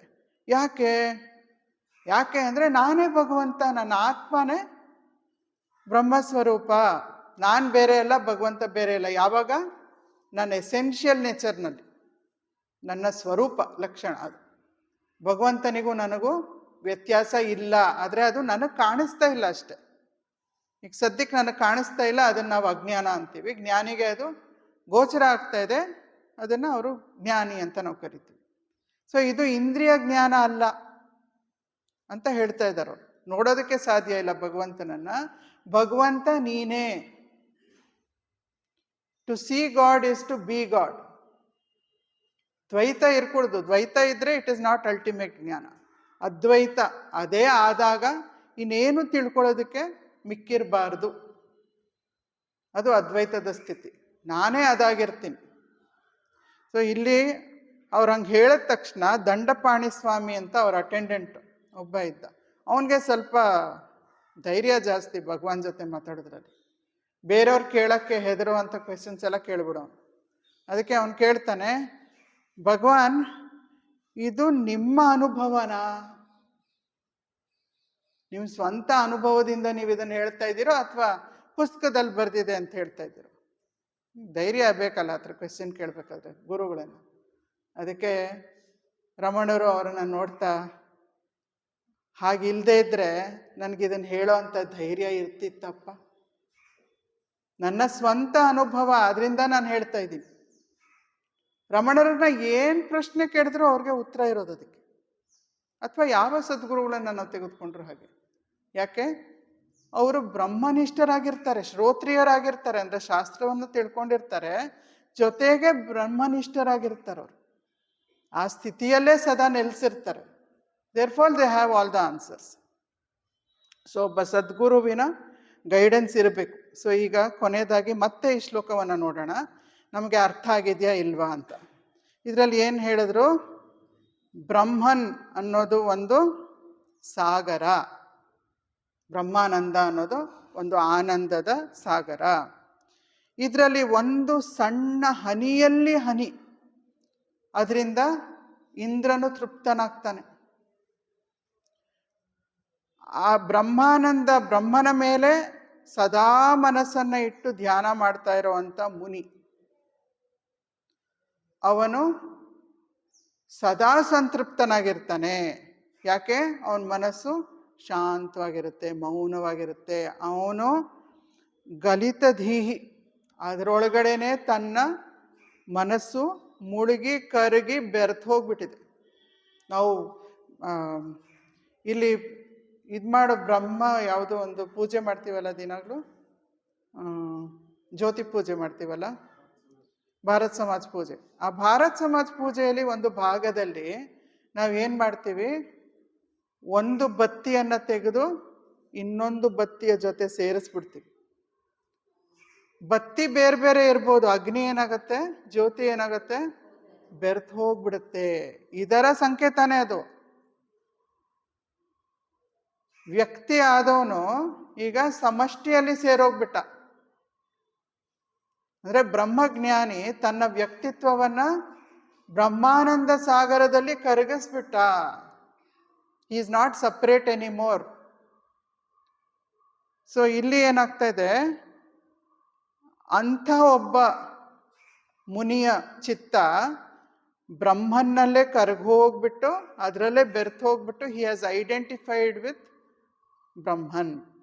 ಅಂಥವನಿಗೆ ಬ್ರಹ್ಮಾನಂದ ನೇರ ಸ್ಪರ್ಶ, ಸದಾ ಅವನು ಬ್ರಹ್ಮಾನಂದವಾಗೇ ಇರ್ತಾನೆ. ಅವನು ಬ್ರಹ್ಮನನ್ನು ತಿಳಿದವನಲ್ಲ, ಅವನು ಬ್ರಹ್ಮನ್ನೇ ಸಾಕ್ಷಾತ್ ಅಂತ ಈ ಶ್ಲೋಕ ಹೇಳ್ತಾ ಇದೆ. ಅಂಥವರ ಒಂದು ಪಾದವನ್ನು ದೇವೇಂದ್ರನೇ ಬಂದು ಪೂಜಿಸ್ತಾನೆ. ಅಂಥ ಒಬ್ಬ ಜ್ಞಾನಿಗೆ ನನ್ನ ಪ್ರಣಾಮಗಳು ಅಂತ ಶಂಕರರು ಶಿವನ ಸ್ವರೂಪ ಆಗಿರುವಂತಹ ಆ ಮುಂದೆ ನಿಂತಿರುವ ಚಾಂಡಾಲನಿಗೆ ಹೇಳಿ ಪ್ರಣಾಮಗಳನ್ನು ಅರ್ಪಿಸ್ತಾ ಇದ್ದಾರೆ. ಸೊ ಈ ಒಂದು ಸ್ಥಿತಿ ಪ್ರತಿಯೊಬ್ಬರಿಗೂ, ಬ್ರಹ್ಮಾನಂದದ ಸ್ಥಿತಿ ಎಲ್ಲರಿಗೂ, ನಮ್ಮೆಲ್ಲರಿಗೂ ಲಭ್ಯವಾಗಲಿ ಸದ್ಗುರುಗಳ ಕೃಪೆಯಿಂದ ಅಂತ ನಾವು ಪ್ರಾರ್ಥಿಸ್ತಾ, ಈ ಬ್ರಹ್ಮವಿದ್ಯಾ ಸಮಾಜ ಥಿಯಾಸಫಿಕಲ್ ಸೊಸೈಟಿ ಅದರ ಮೊದಲನೇ ಒಂದು ಆಬ್ಜೆಕ್ಟಿವ್ ಇದೆ. ಅದು ಏನು ಅಂದರೆ, to form a nucleus of universal brotherhood of humanity without distinction of race, creed, sex, caste or colour. So celebrating this objective ಈ ಎಂಟೈರ್ ಸೀರೀಸ್ ಆಫ್ ಮನೀಷಾ ಪಂಚಕಮ್ಮನ ನಾನು ತೆಗೆದುಕೊಂಡಿದ್ದು. ಸೊ ಅದನ್ನು ಸದ್ಗುರುಗಳ ಪಾದಕ್ಕೆ ನಿಮ್ಮೆಲ್ಲರ ಜೊತೆಯಲ್ಲಿ ಅರ್ಪಿಸ್ತಾ ಇದ್ದೀನಿ. ಆನಂದದ ಸ್ಥಿತಿ ಎಲ್ಲರಿಗೂ ಲಭ್ಯವಾಗಲಿ.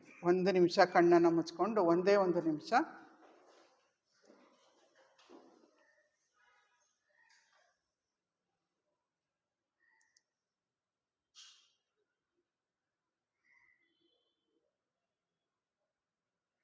ಸಚ್ಚಿತ್ತಾನಂದದ ಸ್ಥಿತಿ ನಮ್ಮ ನಿಜ ಸ್ವರೂಪದ ಸ್ಥಿತಿ ಪ್ರತಿಯೊಬ್ಬರಿಗೂ ಲಭ್ಯವಾಗಲಿ. ಇಲ್ಲಿರುವವರಿಗೂ ಮತ್ತು ಎಲ್ಲ ಸೂಕ್ಷ್ಮ ಲೋಕದಲ್ಲೂ ಅಥವಾ ಭೂಲೋಕದಲ್ಲಿ ಇರುವಂಥ ಎಲ್ಲ ಜೀವಿಗಳಿಗೂ ಈ ಜ್ಞಾನಯಜ್ಞದ ಸ್ಪಂದನಗಳನ್ನು ಅರ್ಪಿಸೋಣ. ಜೊತೆಯಲ್ಲಿ ಎಲ್ಲರೂ ಸೇರಿಕೊಂಡು ಈ ಸ್ಪಂದನಗಳು ಎಲ್ಲ ಜೀವಿಗಳನ್ನು ಮುಟ್ಟಿ ಎಲ್ಲರಿಗೂ ಬ್ರಹ್ಮಾನಂದದ ಸ್ಥಿತಿಯನ್ನು ತಂದುಕೊಡ್ಲಿ ಅಂತ ಪ್ರಾರ್ಥಿಸೋಣ.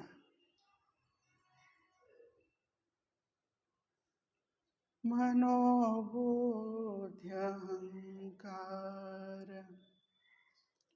ಚಿತ್ತಾನಿನಾಹಂ ನ ಚ ಶ್ರೋತ್ರಜಿಹ್ವೆ ನ ಚ ಘ್ರಾಣನೇತ್ರೆ ನ ಚ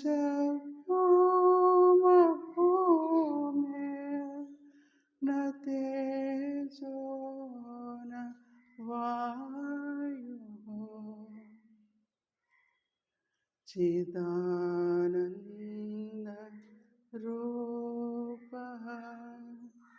शिवोऽहं शिवोऽहम् चिदानन्दरूपः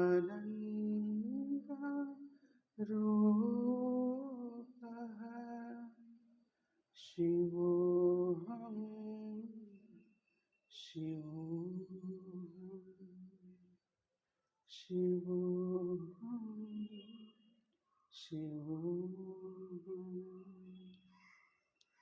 शिवोऽहं शिवोऽहम्.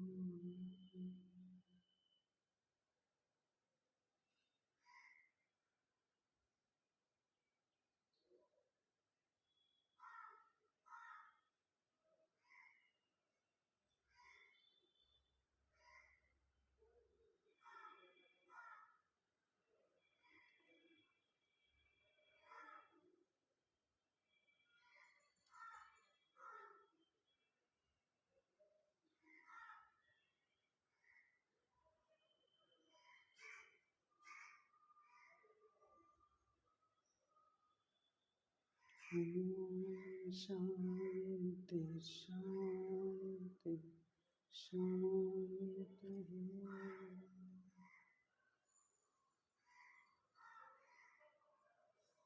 ओम सद्गुरुदेवाय नमः.